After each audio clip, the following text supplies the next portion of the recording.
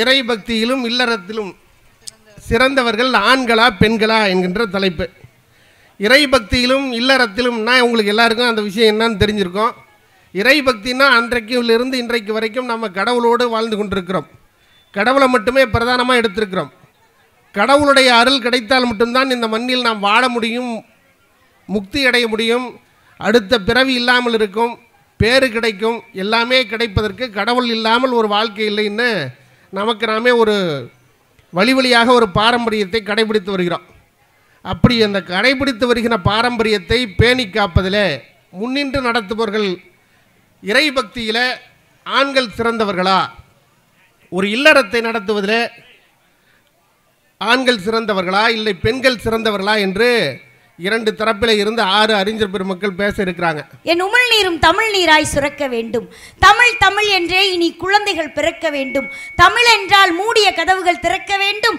தமிழ் தவிர அத்தனை மொழிகளும் எனக்கு மறக்க வேண்டும். தமிழோடு கொஞ்ச நாள் நான் உயிரோடு இருக்க வேண்டும். தமிழ் இல்லை என்றால் என் உயிர் இறக்க வேண்டும். தமிழுக்கும் தமிழன்னைக்கும் முதல் வணக்கத்தை சொல்லி தமிழுக்கெல்லாம் கைத்தட்ட மாட்டேங்களா? நல்ல மனங்கள் கூடினால் அது சங்கமம், நல்ல மனங்கள் கூடினால் அது சங்கமம், நல்ல மனிதர்கள் வாழ்ந்தால் அதுதான் நெகமம் என்ற அருமையான நம்முடைய ஊர். உங்கள் ஊர் பேருக்கே நான் பஞ்சு ரெடி பண்ணிட்டு வந்திருக்கேன். ஏன்னா நான் பஞ்சு சசிகலா. உண்மையிலே அழகான நடுவர், உலகத்தையே இந்தியாவையே இலக்கியத்தில் கலக்கிட்டு இருக்க நடுவர். நீங்கள் அவரோட ஃபேஸ்புக் பேஜ் எடுத்து பார்த்தீங்கன்னா தெரியும். அவர் பேஜையே எடுத்துகிட்டு போயிட்டாங்க. அப்படியெல்லாம் ப்ராடு பண்ணுறவங்க இருக்காங்க. அந்த ஆண்கள்லாம் நல்லவங்கன்னு பேச 3 பேர் வந்திருக்காங்க. எங்கள் ஐயா கொஞ்சமாக குருவி சேர்த்த மாதிரி ஒரு 40,000 ஃபாலோவர்ஸ் சேர்த்து வச்சுருக்காரு. நீங்கள் அதில் போய் பார்த்தீங்கன்னா தெரியும். அவ்வளவு இலக்கியமும் வெகு அழகாக வெகு சிறப்பாக சொல்ல முடியும்னா அது எங்களுடைய நடுவர் கலையமுதன் மட்டுமே. ஏன்னா இனிமையான தமிழ் என்றால் அது அமுதம், இனிமையான நடுவர் என்றால் அது கலை அமுதன் என்ற பெயருக்கு சொந்தக்கார நடுவர் அவர்களே, உங்களை வணங்கி மகிழ்ந்து. இப்ப சும்மா நான் உங்க பேரை மட்டும் சொன்னேன், யாருமே கை தட்டல. இப்ப நான் ஒரு பாட்டுல உங்களை பாராட்ட போறேன். டோட்டல் ஊர் எப்படி கை தட்டுதுன்னு பாக்குறீங்களா? இப்ப நீங்க தான் நாட்டாம சொம்பெங்கே வீட்டில் வச்சுட்டு வந்திருக்கேன். ரொம்ப அடி வாங்கிடுச்சுன்னு நினைக்கிறேன். நல்லா ஜோர கை தட்டினீங்கன்னா சொட்ட மண்டல உடனே முடிமாளிக்கும். பெண்களுக்கு 1 இன்ச் கூந்தல் அழகா வளரும்.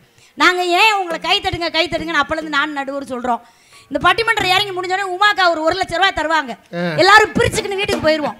நாளைக்கு நேரம் நீங்கள் அப்படி ஏற்றி சொல்லணும் சார், என்ன நீங்கள் கம்மியாக வாங்கிட்டு இருக்கீங்க, அப்படி போய் வீட்டில் போய் நாளைக்கு இறங்கி நேரம் நீங்கள் கால் பண்ணுங்க சசிகலா அப்படின்னு கூப்பிட்டீங்கன்னா இன்னைக்கு கொடுத்த 10,000ல் ₹1 கூட கையில் இருக்காது.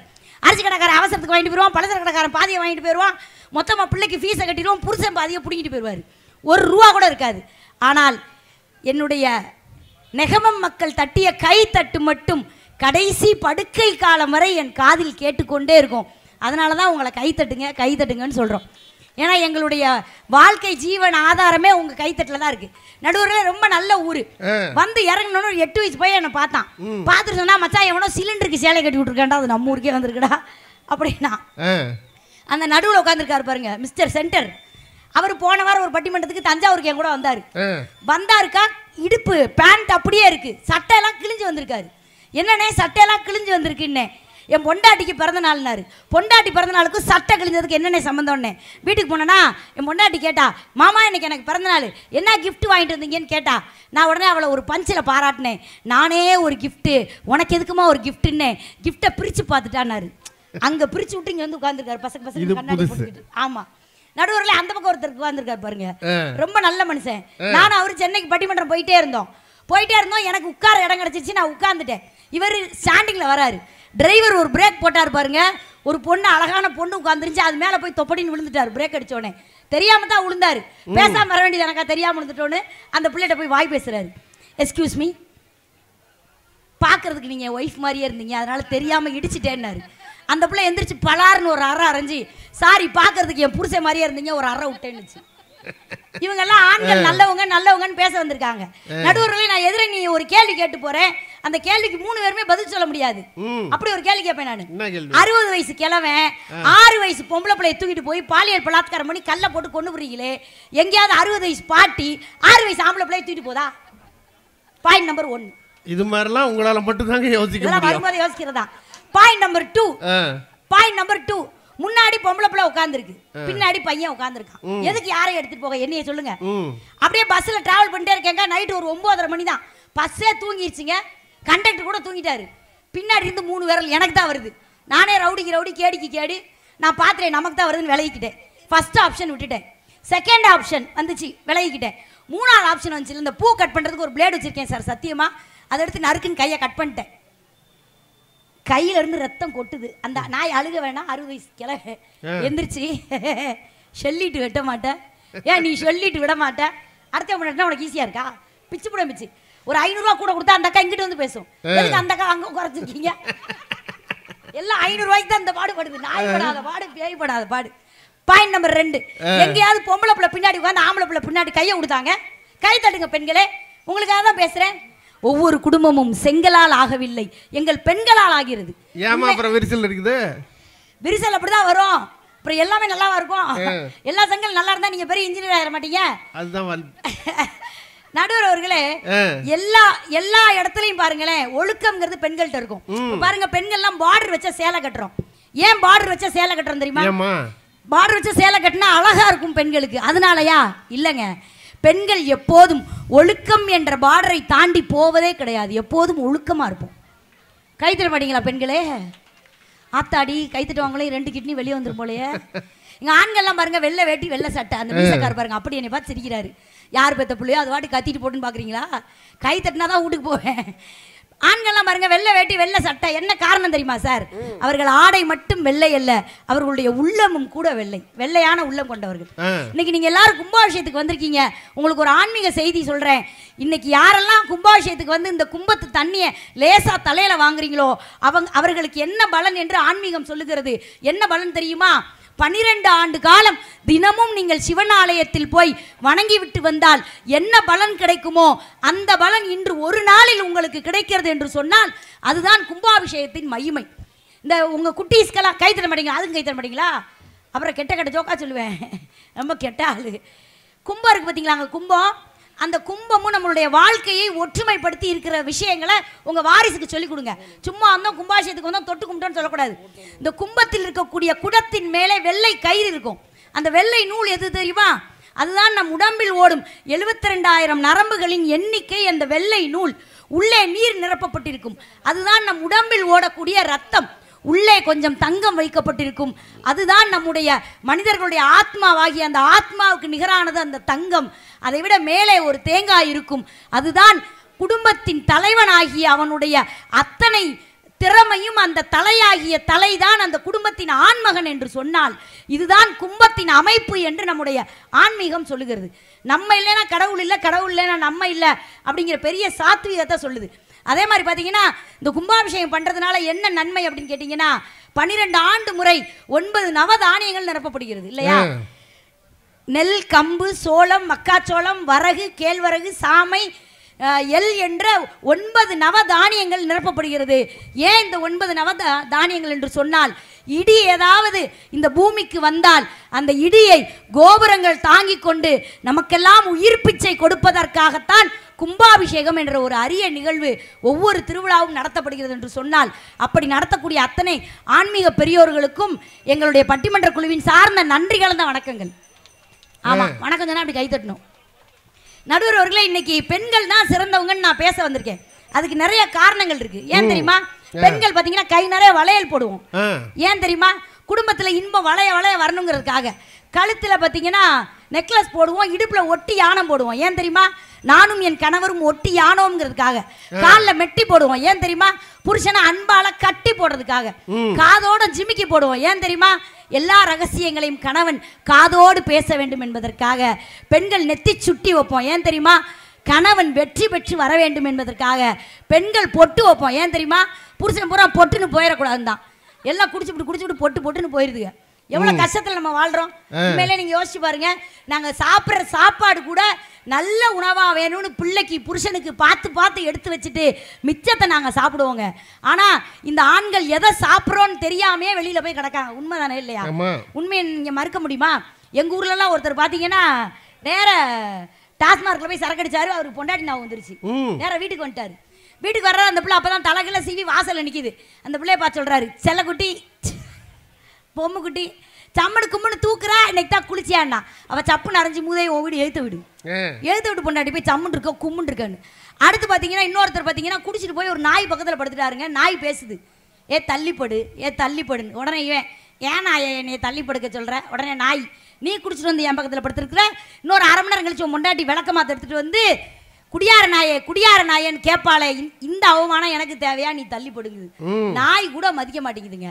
நாகர்கோவில் பஸ் ஸ்டாண்ட்லங்க 8:30 மணி இருக்குங்க. குடிச்சிட்டு ஒருத்தர் மட்ட மலக்க கிடக்காரு, மூஞ்சி பூரா வாந்திங்க. ஃபஸ்ட்டு சரக்கடிச்சா வாந்தி வருமா சார்?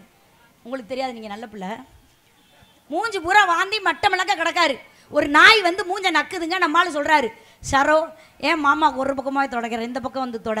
நக்கிறது நாயின்னு இந்த நாய்க்கு தெரியல. இவங்கெல்லாம் குடும்ப வளர்ச்சிக்கும் பக்தியிலையும் பண்பாட்டிலையும் சிறப்பா இருப்பாங்கன்னு பேசுறதுக்கு 3 பேர் வந்திருக்கிறாங்க. எப்படி வரலாம்? நடுவுல ஒரு காலத்துலாம் குடியாரர்கள் சொல்லுவாங்க, குடிச்சிட்டு திரியிறவங்க குடியார பையன். இப்போ மாநாட்டில் மாத்திட்டாங்க, மது பிரியர். இந்த பொம்பளை பின்னாடியே போறவன என்ன சொல்லுவாங்க? பொம்பளை பொறுக்கின்னு சொல்லுவாங்கல்லக்கா, அந்த பேரை மாத்திட்டாங்க, மாது பிரியர்கள். இந்த பங்களாக்குள்ள இறங்கி திருடுவாங்க பாத்தீங்களா, அவங்கெல்லாம் திருட்டு பையன் சொல்லுவோம்ல, இப்ப அவங்கள மாத்திட்டாங்க பண ஆர்வலர்கள். இதுக்கப்புறம் குடிச்சிட்டு திருடிட்டு அயோக்கியத்தனம் பண்ணிட்டு நாங்க தான் பக்தியிலையும் பண்பாட்டிலையும் சிறந்தவர்கள் சொல்லி பேச வந்திருக்காங்க. இந்த 48 நாள் சாமிக்கு மாலை போடும்போது மட்டும்தான் இவங்க சாமிங்க. அப்புறம் பூரா ஆசாமிகள் ஆகிவிடுகிறார்களே, இவர்களுக்கு எப்படி பக்தி பண்பாடு வருங்க? அம்மை அப்பன் என்று தான் சொல்லுகிறோம், அப்பன் அம்மை என்று சொல்வதில்லை. சக்தி இல்லையேல் சிவம் இல்லை, சிவம் இல்லை என்றாலும் சக்தி உண்டு. சிவபெருமான் தான் தன் பாதியை பார்வதி தேவிக்கு கொடுத்தார். ஏன்னா அதை வாங்குற தகுதி எங்களுக்கு இருக்கு, கொடுத்துருக்கீங்க. இல்லைன்னா கொடுப்பீங்களா? கொடுக்க மாட்டீங்க. எதுக்குங்க எங்க சுத்தி வளைச்சு எல்லா இடத்துக்கும் போக? ஏன் புருஷன் எடுத்துக்கோங்க. எப்ப பார்த்தாலும் சண்டை போடுறாரு நடுவர்களே. வீட்டுக்குள்ள நுழையும் போதே சொல்றாரு, அடியே முருகனுக்கு 2 பொண்டாட்டி, பெருமாளுக்கு 2 பொண்டாட்டி, சிவனுக்கே 2 பொண்டாட்டி, எனக்கு இன்னொரு ஆப்ஷன் இருக்குடினாரு. நான் எவ்வளவு பெரிய அறிவாளி? நான் கேட்டேன், உனக்கு பாஞ்சாலி தெரியுமாயா? பாஞ்சாலிக்கு 5 புருஷன், நமக்கு 4 ஆப்ஷன் இருக்குன்னு. அத்தோட விட்டு ஒன்னவர் தான். நேற்று உட்காந்து டிவியில் பார்த்துட்டு மாடு கூடயே பேசுறாருயா, காலை புடி வாழை புடி ஆளை புடினாரு. நறுக்குன்னு மண்டையில் கொட்டி இங்கேயே உட்காந்து பேசுறதுக்கு மைதானத்தில் போய் ஒரு மல்லுக்கட்டு கட்டலாம்லன்னு. அதுக்கு என்னப்பா சொல்றாரு? கட்டின மாட்டே அடக்க முடியல, கட்டாத மாட்டை போய் அடக்க சொல்றா அப்படிங்கிறாருயா. உங்களுக்கு ஒரு வித்தியாசம் தெரியுமா? பழைய பொண்டாட்டிக்கு புது பொண்டாட்டிக்கு ஒரு வித்தியாசம் இருக்கு. சீ போங்க அப்படின்னு சொன்னா அவ புது பொண்டாட்டி, அடைச்சி வாயா அப்படின்னா அவ தான் பழைய பொண்டாட்டி. ரெண்டுமே இல்லாம நீங்க உங்களால வாழ முடியாது. காதலிக்கிறவனுக்கும் கல்யாணம் முடிச்சவனுக்கும் என்ன வித்தியாசம்? காதலிக்கிறவன் தேனா பேசுவான், கல்யாணம் முடிச்சவன் தானா பேசுவான். பட்டிமன்றத்தை ஒட்டி சார்பா ஒரு வித்தியாசம் சொல்லட்டா, வாந்திக்கு வதந்திக்கு ஒரு வித்தியாசம் இருக்கு. வதந்திக்கு ஒரு வித்தியாசம் இருக்கு. ஒரு வாய் வழியா போய் ஒரு வாய் வழியா வந்தா அது வாந்தி, ஒரு வாய் வழியா வந்து பல வாய் வழியா வெளியே வந்தா அதுக்கு பேர் வதந்தி. நடக்குதா இல்லையா? நீங்க மனுஷனா புருஷனா? நானா? அது தெரியாம தான் உட்கார்ந்து இருக்கிறேன். மனுஷனுக்கு புருஷனுக்கு ஒரு வித்தியாசம் இருக்குன்னாச்சு. இதுக்குனாச்சு கை தட்டுங்கனாச்சு, தாய் செய்துனாச்சு, நான் சொல்ல மாட்டேன்னாச்சு. மனுஷனுக்கு புருஷனுக்கு என்ன வித்தியாசம் தெரியுமா? தப்பு பண்ணிட்டு மன்னிப்பு கேட்டா அவன் மனுஷன், தப்பே பண்ணா மன்னிப்பு கேட்டா அவன் தான் புருஷன். சிறப்பான வித்தியாசம் சொல்றேன் பாருங்க. மனுஷனுக்கும் பெரிய மனுஷனுக்கு ஒரு வித்தியாசம் இருக்கு. தப்பு பண்ணிட்டு பொண்டாட்டிக்கிட்ட மறைச்சா அவன் மனுஷன், இன்னொரு பொண்டாட்டி வச்சிருக்கிறதே பொண்டாட்டிக்கிட்ட மறைச்சா அவன் பெரிய மனுஷன். இந்த ஜோக்காவது சிரிப்பீங்கன்னு பார்த்தேன்.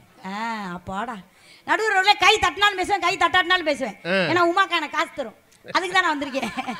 பெண்கள் எதுலையுமே கரெக்டா இருப்போம். நாங்க வந்து சும்மா சாதாரண ஆள் கிடையாது, உலகத்தையே சுத்தி வர்ற ஆளுங்க. உலகத்திலே சந்தோஷமா இருக்கிறது யாரு? சிஎம்மா பிஎம்மா கிடையாது, பஸ் கண்டக்டர் தான். போகும்போது 4 பொம்பளை பிள்ளை இருப்பார், வரும்போது 4 பொம்பளை பிள்ளை இருப்பார். எவனுக்கு சில்லறை தர மாட்டாரு. நல்லா 20 ரூபா கொடுத்துட்டு பேலன்ஸ் 3 ரூபாய்க்கு சார் பேலன்ஸுக்குறே குண்டமா கம்முன்னு கடை அப்படின்ட்டு போயிட்டாரியா.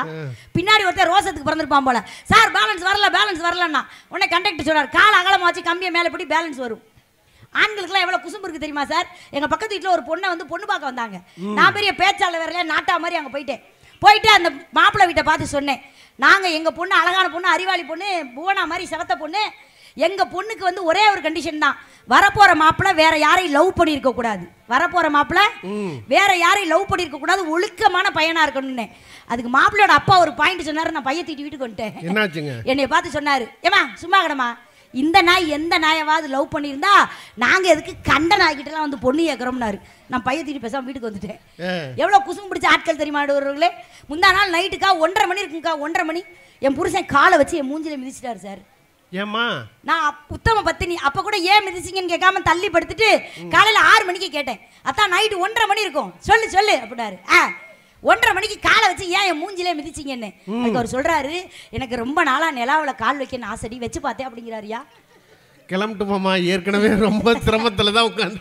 சமாளிபிகேஷன் ஆண்கள், நாங்க அப்படி கிடையாது, உண்மை உள்ளதுபடி சொல்லுவோம். இன்னைக்கு காலையில கால் பண்ணாரு சார், நான் வீட்டு விட்டு வந்து 6 நாள் ஆச்சு, காலையில கால் பண்ணாரு, தங்கம் எத்தனை லிட்டர் தண்ணி குடிக்கிறான்னு கேட்டாரு. ஒரு நாள் சாப்பிட்டியா தூங்குனியான்னு கேட்டது இல்லையே, இப்படி கேட்கிறாரேன்னு. ஏன் தான் தண்ணி குடிக்கிறத பத்தி இவ்வளவு அக்கறையா கேக்குறீங்கன்னு. இல்லடி புக்கில் கேட்டிருக்கான், எருமை எத்தனை லிட்டர் தண்ணி குடிக்கும்னு உன்கிட்ட கேட்டு பதில் போடலான்னு இருக்கேன்றாரியா. எவ்வளவு சிரமப்படுறேன். பட்டிமன்றம் போடுறேன், நான் பட்னியா கிடக்கேனாரு. என்ன பண்ண போறீங்கன்னு. நானே உப்புமா கிண்டி பழகுறேன்னாரு. பழகுங்க தான்ட்டேன். பார்த்தீங்கன்னா அடுப்படிக்கில் போனருக்கேன், நான் சோஃபாவில் உட்காந்துருக்கேன். 5 நிமிஷம் ஆச்சு, 10 நிமிஷம் ஆச்சு, அரை மணி நேரம் ஆச்சு, ஆளைய காணோம். உப்புமா 7 நிமிஷத்தில் கொதிச்சிருமே, என்ன பண்ணுறாருன்னு உள்ளே போய் எட்டி பார்க்குறேன். மனுஷன் சிலிண்டரை கட்டி பிடிச்சிட்டு இருக்காரியா. எழுப்பி என்னையா பண்ணுறீங்கன்னு கேட்டேன். உப்புமா கிண்டி முடித்ததும் சிலிண்டரை அணைக்கவும் போட்டிருக்கடி, அணைச்சிக்கிட்டு இருக்கேங்கிறாரு. நடுவர்களே, பக்தியை 3 வகையா நீங்க பிரிக்கலாம். எப்படி தெரியுமா? இறை பக்தி, இல்லற பக்தி, தேச பக்தி.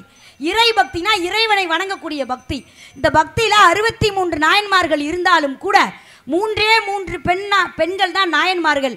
ஆனால் அதில் ஒரே ஒரு பெண்ணுக்கு மட்டும்தான் இறைவன் பெரிய சக்தியை கொடுத்திருக்கிறார். என்ன தெரியுமா? எல்லா நாயன்மார்களும் நீங்க போய் பார்த்தீங்கன்னா தெரியும், நின்ற நிலையில் இறைவனை வணங்குவார்கள். ஆனால் எங்களுடைய காரைக்கால் அம்மையார் மட்டும்தான் அமர்ந்து சிவபெருமானை வழிபடுவார். என்ன காரணம்னா, என்னை பேணும் அம்மையப்பன் காணீர் என்று சிவபெருமான் தன் தாயாகவே ஏற்றுக்கொண்டது யார் என்று கேட்டால் எங்களுடைய பெண் தெய்வமான காரைக்கால் அம்மையார் என்று சொன்னால் பக்தியில், இறை பக்தியில் ஒருபடி கூட இருக்கிறாங்க. அதை விட இங்கே கீழே இருக்கிற பெருமாளுக்கெல்லாம் பார்த்தீங்கன்னா ஒரு துண்டு கூட இருக்காது, பாவமா நிற்பாங்க வெயில்ல காஞ்சு போய். ஆனால் திருப்பதியில் இருக்கக்கூடிய எம்பெருமானுக்கு மாலை எங்கிருந்து போகிறது தெரியுமா? எவ்வளவு பெரிய கடவுள் அவருக்கு பார்த்தீங்கன்னா ஒரு நாளைக்கு வசூல் 14 கோடி. பேசாம இந்த உண்டியல் பக்கத்துல உட்கார்ந்துருக்கலாம், காசாவது சேரும். அப்படி சம்பாதிக்கக்கூடிய பெருமாளுக்கு எங்கிருந்து மாலை போகிறது தெரியுமா?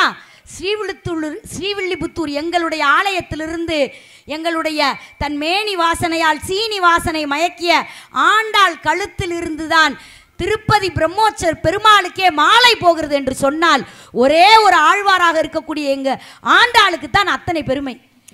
பெண்கள்லாம் கை தட்டலாம்லக்கா. சப்பா நடுவர்களே, ஒரு 10 years பேக் நீங்க என்னை பார்க்கல, அப்படியே சிக்கன் சிம்ரன் மாதிரி, அப்படி கருப்பு குஷ்பு மாதிரி, பிறக்கும் போதே வித்தண்டி பிறப்பாங்க. அப்படி சின்ன பிள்ளையா அப்படி கருப்பு குஷ்பு மாதிரி கருப்பா தான் இருப்பேன், ஆனா கலையா இருப்பேன். அப்படி படிக்கட்டுல இறங்குவேன், பின்னாடியே பாதுகாப்புக்கு எங்க அப்பா இறங்குவாரு. அதுக்கு பின்னாடி எனக்கு பாதுகாப்பு. அதுக்கு பின்னாடி என் புருஷன் 10ஆம் கிளாஸ், நான் 8ஆம் கிளாஸ், என் புருஷன் 10ஆம் கிளாஸ் கீழே இறங்குவாரு. இறங்கிட்டு என்னை பார்த்து ஒரு டைலாக் சொல்லுவாரு, கட்டுனா யார? சசிகலாவை தான் கட்டுவேன். இன்னைக்கு ஒரு டைலாக் சொல்றாரு, வெட்டுனா யார? அவளை தான் வெட்டுவேன் வீடா தேடிக்கிட்டு இருக்காரு. என்னை லவ் பண்ணும்போது எப்படி ஏமாத்தி கல்யாணம் முடிச்சாரு தெரியுமா சார்? என்னை சைட் அடிச்சு லவ் பண்ணி கல்யாணம் முடிச்சாரு. அப்பெல்லாம் பாத்தீங்கன்னா தண்ணி பஞ்சம். நான் ஃப்ரெண்ட்ஸோட துணி துவைச்சிட்டு குளிச்சுட்டு வர்றதுக்காக எல்லாத்தையும் எடுத்துட்டு கம்மாக்கரைக்கு போயிருவேன். யாருக்கும் தெரியாம எங்க ஆள் அங்க வந்துருவாரு. வந்து அங்க வந்துதான் மல்லிகை பூ சேலை எல்லாமே கொடுத்த வேலையெல்லாம் அங்கதான். நடுவுல பெண்கள் ரொம்ப கைத்தல மாட்டீங்களா இந்த பாட்டுக்கு? ஆமா, அப்படிதான் பாடினாங்கன்னா பி சுசீலாவா ஜானகியா இப்படிதான் பாடி உங்களெல்லாம் கொல்லுவோம். எங்க அப்பா என்னைய எம்பிபிஎஸ் படிக்க வச்சாருங்க. எம்பிபிஎஸ் படிக்க வைக்கணும்னு மெட்ரிகுலேஷன்ல படிக்க வச்சாரு. படிச்சு டாக்டரா ஊசி போட்டு 1000 பேர்த்த கொல்லுவேன்னு பார்த்தாரு. நான் பேசிய டெய்லி 5000 பேர்த்த கொண்டுகிட்டு இருக்கேன். பெண்களுக்கு ஆண்களுக்கு என்ன வித்தியாசம் தெரியுமா? என்ன இதை மட்டும் கட் பண்ணிருங்க, என்னன்னே இதை மட்டும் கட் பண்ணிருங்க. கட் பண்ணுவீங்களா? கட் பண்ண தெரியுமில. ஆனா இவருக்கெல்லாம் பொண்ணு கொடுக்கறது ரொம்ப கஷ்டம் தெரியுமா? பொண்ணு கொடுத்துட்டு ஒரு அம்மா வருத்தப்பட்டுச்சு, போய் இந்த போட்டோகிராஃபருக்கு பொண்ணு கொடுத்தேன். ஏங்க கல்யாணம் முடிச்சு என் மக கன்சீவ் ஆனவுடனே நல்லா டெவலப் ஆகும், டார்க் ரூம்ல அடைச்சிட்டான். பொண்ணை கொண்டே டார்க் ரூம்ல அடைச்சிருவாங்க. பெண்களுக்கு ஆண்களுக்கு என்ன வித்தியாசம் தெரியுமானே? நான் பேசுறது கேக்குதானே? கேட்டுமா சிரிக்கிற நீ? என்ன என்ன என்ன தெரியுமா வித்தியாசம்? ஒரு கல்யாண வீட்டுக்கு போனோன்னு வைங்களேன், இப்போ இந்த கும்பாபிஷேகத்துல வந்தவொடனே பார்த்தேங்க, ரொம்ப அழகழகா பெண்கள் கலர் பட்டு போடுவேன், கலர் நகை நட்டு, புருஷனோட சம்பாத்தியத்தை பூரா கழுத்துல வச்சிருக்காங்க பார்த்துக்கோங்க. எல்லாத்தையும் வேடிக்கை பார்த்துட்டே இருந்தேன். எங்களை மாதிரி பெண்களுக்கும் ஆண்களுக்கு என்ன வித்தியாசம் தெரியுமா? அடுத்தவன் பொண்டாட்டி கட்டி இருக்கிற மாதிரி புடவை கட்ட முடியலையே அப்படின்னு நினைச்சா அது பெண்கள், அடுத்தவன் பொண்டாட்டியவே கட்ட முடியலையே அப்படின்னு நினைச்சா அது ஆண்கள். அதை தான் கட் பண்ண சொன்னேன், சரியா? அப்புறம் ஓ பொண்டாட்டி உனக்கு சோறு போடாது. நடுவர்களே, இந்த பெண்கள் எப்படிப்பட்டவங்க அப்படின்னா எந்த பிரச்சனை வந்தாலும் சமாளிச்சிருவாங்க. இப்ப எப்பவுமே பெண்களுக்கு தான் ஆண்கள் தாலி கட்டுறாங்க. ஏன் ஒரு சேஞ்சுக்கு ஆண்களுக்கு பெண்கள் தாலி கட்டினா என்னக்கா? காலையில இப்ப இவங்க கட்டியிருக்காங்க, என் பையனுக்கெல்லாம் கட்டி 25 வருஷம் ஆச்சு. இந்த திருமங்கலத்தை தொட்டு கும்பிட்டு அதில் சந்தனம் கும்பம் வச்சு பாதுகாப்பாக வச்சிருக்கேன். இதே இது ஒரு சேஞ்சுக்கு நாம அவங்க கழுத்தில் கட்டணும்னு வைங்க, காலையில் 6 மணிக்கு முகூர்த்தம் தாலி கட்டிருக்கோன்னு வைங்க, சாயங்காலம் 6 மணிக்கு அடகு வச்சு குடிச்சிரும். உனக்கு எத்தனை மாப்பிள்ள? எனக்கு 7, உனக்கு 11, வாடா மச்சான், மறுநாளே அடகு வச்சு குடிச்சிருங்க. அதனாலதான் கட்டுறது இல்லை. அப்படி புரியுதா உங்களுக்கு? அதெல்லாம் நோட் பண்ணிக்கோங்க, ரொம்ப முக்கியமான பாயிண்ட். நடுவர் அவர்களே, பெண்களை வந்து தான் இங்கேருந்து அங்கே அனுப்புகிறோம். ஏன் தெரியுமா? பெண்களாகிய தாரத்தை எங்களை உங்கள் வீட்டிற்கு அனுப்பினால் நாங்கள் உங்களுக்கு ஆதாரமாக இருப்போம். உங்களை கட்டி எங்கள் வீட்டுக்கு அனுப்புனா எங்கள் தங்கச்சிக்கு சேதாரமாயிரும். அதனால் அப்படி அனுப்பக்கூடாது. இப்போ நம்ம போகிறோம்லக்கா, போகிற வீட்டில் நிம்மதி இருக்காக்கா? எங்கள் வீட்டிலலாம் எங்கள் அப்பா வந்து என்னை இளவரசி மாதிரி வளர்த்தாரு. எங்கள் அப்பா ஒரு வார்த்தை சொல்லுவார். என்ன சொல்லுவார் தெரியுமா? எங்கள் ஐயம்மாவை சொல்லுவார், எங்கள் ஆத்தா மாதிரியே இருக்கா, வாயை பாரு எங்கள் ஆத்தா மாதிரியே பேசுகிறான், பேச்சை பாரு எங்கள் ஆத்தா மாதிரியே ஒத்தரோஸ் வைக்கிறான், சேலை கட்டு அழகை பாரு எங்கள் ஆத்தா மாதிரியே இருக்கான்னு என்னை எங்கள் அப்பா இளவரசி மாதிரி வளர்த்தாரு. ஆனால் மாமியார் வீட்டில் அப்படி அங்கே இருக்குது. உள்ளே நுழைஞ்ச உடனே எப்போ எனக்கு கொல்லி வைக்கலான்னு தான் எங்கள் மாமியார் ரெடியாக இருக்குது. இப்போ கூட கிளம்பி வரேங்க, என்னை கெட்ட கெட்ட வார்த்தையில் திட்டுது. ராத்திரிக்கு போகிறா, காலையிலைக்கு வரா, பட்டிமன்றம் பேசுகிறா, பாட்டு பாடுறா, லிப்ஸ்டிக் போடுறான்னு வையுதியா. எனக்கு கண்ணீர் முட்டிக்கிட்டு வருது சார். ஐயோ, கண்ணீர் முட்டிக்கிட்டு வருது. பட் நான் அழவே இல்லை. நான் ஏன் அழலை தெரியுமா? சொல்லுங்க. அழுதா மேக்கப் கலைஞ்சிரும். அழுதா போன வாரம் ரொம்ப சோகமாக போய் எங்கள் மாமி இப்போ தான் ஒரு 2 அக்கா சிரிக்குது. அக்கா நல்லா சிரிங்க, உங்களுக்கு 5 ஆம்பளை பிள்ளையாக பிறக்கட்டும், பேரனால 5 ஆம்பளையாக பிறக்கட்டும், என்ன மாதிரி பிறக்க வேணாம். நடுவர் அவர்களே, ரொம்ப சோகமாக போய் எங்கள் மாமியார் ஒரு ஓரமாக உட்காந்துருந்தாங்க. நம்ம ஒரு நகைச்சுவை பேச்சாளர் இல்லை, 2 விஷயம் சொல்லிட்டு முடிச்சிடறேன். ரொம்ப சோகமாக உட்காந்துருந்துச்சு. நான் போய் எப்படியாவது அதை சிரிப்பு ஊட்டிடணும்னு அதுக்கிட்ட போய், அத்தை மாமா நேற்று என் கனவுல வந்தார் தானே. மாமானா யாரு? மாமனார், அது புருஷன். சந்தோஷப்படணும்லக்கா. அதுக்கு அந்த கிழவி சொல்லுது, அந்த எடுவட்ட வயசுக்கு 28 வருஷம் ஆச்சு, ஏங்கனவில் வராமல் ஓங்கனவில் வந்தானாக்கும் சொல்லி என்ன சொன்னேன் அப்படின்னுச்சு. நான் எப்படி ஆளு, அவருக்கு ரொம்ப போரடிக்குதான், உங்களை சீக்கிரமாக வர சொன்னாருன்னு கோர்த்து விட்டேன். இறை பக்தி நாங்கள் தான் பெஸ்ட்டு. இல்லற பக்தி வாங்குங்க. நேற்று இந்த புவனாப்பில் ஓசியா ஒரு சிம்மு கொடுத்துச்சுங்க. நம்ம ஓசியா பெனாயில் கொடுத்தாலே வாங்கி குடிப்போம். டப்புன்னு எடுத்து ஃபோனில் போட்டு என் புருஷனுக்கு அடித்தேன். நான் கிச்சனில் இருக்கேன், என் புருஷன் ஹாலில் இருக்காரு. வாய்ஸ் மாற்றி ஹாய்ன்னு, உடனே சொல்லுங்க டியர் அப்படின்னாரு. எவ்வளோ சேட்டை. உடனே நான், உங்களுக்கு கல்யாணம் ஆயிடுச்சான்னு. உடனே ஆயிடுச்சுனாரு. சரி, நம்ம புருஷன் உத்தம புருஷன், அவரை போய் சந்தேகப்பட்டுட்டோமேனு சரிங்க வச்சிட்றேன்னு. அதுக்கு சொல்கிறாரு, கல்யாணம் தான் ஆயிடுச்சு, அவசத்து 3 வருஷம் ஆச்சு, நீங்கள் பேசுங்கிறாரு. என்ன இல்லற பக்தி இருக்கு? நீங்களாம் கை தட்டுங்க பிள்ளைலாம். 2 கை எதுக்கு வச்சிருக்கீங்க நீங்கள்? நடுவர்களே, இப்போ நீங்கள் யோசிச்சு பாருங்களேன். ஒரு மாடு இன்னொரு மாடுகிட்ட போய் நீ நல்லா பேசுற அப்படின்னு சொல்லுமா? சொல்லாது. ஒரு நாய் இன்னொரு நாய்கிட்ட போய் நீ நல்லா டான்ஸ் ஆடுற அப்படின்னு சொல்லுமா? சொல்லாது. கண்டிப்பா சொல்லாது. ஒரு கழுதை இன்னொரு கழுதைட்ட போய் நீ நல்லா பேப்பர் திங்கிற அப்படின்னு சொல்லுமா? சொல்லாது.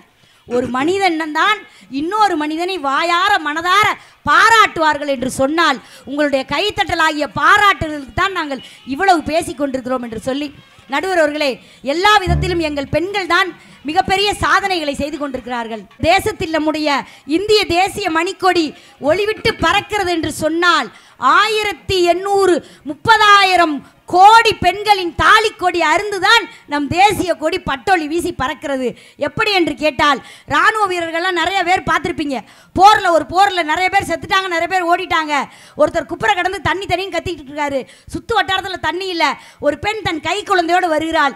கை குழந்தையை இறக்கி வச்சுட்டு, ஐயோ இவருக்கு எப்படி தண்ணி கொடுக்கறதுன்னு தெரியாமல் செத்து போயிடுவாரேன்னு தன்னுடைய நெஞ்சமுத பாலை அந்த இளைஞனுக்கு கொடுக்கிறார். அந்த இளைஞனுக்கு உயிர் வருகிறது. வெக்கப்பட்டு ஓடி போய் மரத்தின் பின்னாடி ஒளிகிறார். அந்த விழுந்து கிடந்த ராணுவ வீரனுக்கு உயிர் வந்துருச்சு. எழுந்து அவன் மண்டியிட்டு சொல்லுகிறான், தாயே தாயே ஓடி ஒளியாதே, இந்த தேசத்தை பாரத மாதா என்று சொல்கிறார்கள்.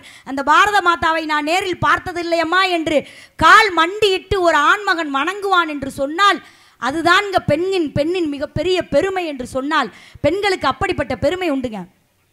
இன்றைக்கி பார்த்தீங்கன்னா நிறையா பெண்கள் மூஞ்சில் ஆசிட் ஊற்றிறாங்க. ஒரு பொண்ணு மூஞ்சில் ஆசிட் ஊற்றிட்டாங்க. அந்த பொண்ணுக்கு ஒரு கண்ணு தெரியலை, அரை கண்ணு தெரியுது, 1.5 கண்ணு தெரியல. அரை கண்ணில் தன் தாயின் கையை பிடிச்சிக்கிட்டு ஒவ்வொரு நீதிமன்றமாக ஏறுறாங்க. ஒவ்வொரு நீதிமன்றத்தில் போய் வச்ச கோரிக்கை என்ன தெரியுமா? என் மேலே ஆசிட் ஊற்றினவனுக்கு கேஸ் கொடுங்கன்னு இல்லை. என்ன தெரியுமா கோரிக்கை வச்சா? இனிமேல் இப்படிப்பட்ட கொடுமையான ஆசிட் அமிலத்தை தயாரிப்பு செய்யாதீர்கள்னு கோரிக்கை வச்சா.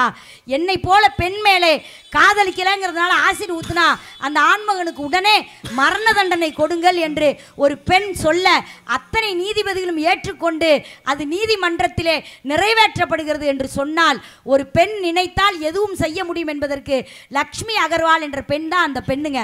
அந்த பெண் ஒவ்வொரு நீதிமன்றமாக ஏறி போராடி இருக்கா. இன்னொன்று, மார்ச் 8 மகளிர் தினம் நம்ம கொண்டாடுறோம்ல, தயவு செய்து மகளிர் தினம் கொண்டாடாதீர்கள், மகளிரை கொண்டாடுங்கள். ஏன் தெரியுமா? ஒரு 40 80 1940க்கு முன்னாடி பெண்களுக்கு வந்து கூலி கம்மி, ஆண்களுக்கு கூலி கூட. அப்படி அவர்களுக்கு வேலை ஒன்றாக இருக்கு, ஆனால் சம்பளம் குறைவா இருக்குன்னு போராடி 75 பெண்கள் உயிர் விட்ட நாள் தான் மார்ச் 8. நீ உயரத்தை 8 என்று பெண்கள் தங்கள் உயிரை தியாகம் செய்ததால் தான் நம் மகளிர் 8ஐ கொண்டாடுகிறோம். இப்படி சொல்லி நிறைவு செய்கிறேன். ஆண்களுக்கு நல்ல 4 பேர் உண்டு: புருஷன், கோவக்காரன், குடியாரன், ஊதாரி, நாதாரி, இப்படி பேர் இருக்கு. ஆனா பெண்களுக்கு எத்தனை பேர் இருக்கு தெரியுமாக்கா? சொல்லி முடிச்சோன்னே கை தட்டுறியாக்கா, நான் வீட்டுக்கு போறேக்கா. பெண்களுக்கு எத்தனை பேர் இருக்கு தெரியுமா? துணைவி, தடாகி, கண்ணாட்டி, கற்பால், காந்தை, வீட்டுக்காரி, கிருகம், கிளத்தி, குடும்பினி, பெருமாட்டி, பாரியால், பொருளால், மனையரசி, இல்லத்தரசி, வதுகை, வாழ்க்கை, வேட்டால், விருந்தினை, சாணி, சீமாட்டி, சூரியை, யசோகை, தம்பிராட்டி, தம்மை, தலைமகள், தாட்டி, தாரம், நாச்சி, பறவை, பெண்டு, பத்தினி, குடும்பினி, ஆமினி, ஆட்டி, அகமுடையால், ஆம்படையால், நாயகி, பெண்டாட்டி, மனைத்தக்கால், ஊழ்துணை, மகடு, மனைக்கிளத்தி, குழி, வல்லபி, ஆயந்தி, ஊடை என்ற 64 பேர்கள் கொண்டவர்கள் எங்கள் பெண்கள். இந்த 64 பேர்ல ரொம்ப முக்கியமான பேரு சாணின்னு ஒரு பேரு. 64 பேர் கைத்தட்ட மாட்டியாக்கா நீயே? அப்பா கைத்தட்டுங்க மக்களே. எப்படி பிச்சைக்காரி மாதிரி ஆயிட்டேன். இந்த கைத்தட்டுங்கன்றதை மட்டும் எடுத்துருங்க. என்ன ஏன் சொல்றேன் அப்படின்னா, சாணி என்றால் என்ன தெரியுமா? நம்ம வீட்டில் இருக்கக்கூடிய மோசமான கிருமிகளை எல்லாம் அழிக்க வல்லது நம்முடைய மாட்டு சாணம்.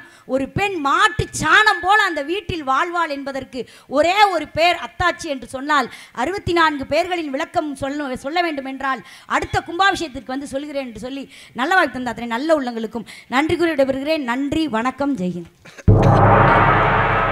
இந்த மண்ணில் பெண்களுக்கு எத்தனை பெரிய பலம் இருக்குது அப்படின்றத சகோதரி சசிகலா அவ்வளோ சிறப்பாக சொல்லியிருக்காங்க. பெண்கள் பக்கத்தில் இருக்கிற பலத்தை எல்லாம் அவங்க சொல்லிட்டாங்க. அதையெல்லாம் தாண்டி ஆண்கள் எத்தனை வலிமையானவர்களாக இருக்கிறார்கள் என்று சொல்வதற்காக கவிஞர் நெருமுகை வாங்க. நெகமம் என்ற ஊருக்கு என்ன சிறப்பு தெரியுங்களா? பொழில் வாய்ச்சி என்று சொல்லக்கூடிய அழகான தமிழ் பெயர் தான் பொள்ளாச்சி. அந்த பொழில் வாய்ச்சி என்று சொல்லக்கூடிய பொள்ளாச்சி என்று சொல்லக்கூடிய அந்த நகரத்தின் நுழைவாயிலாக இருக்கின்ற ஊர் நெகமம்.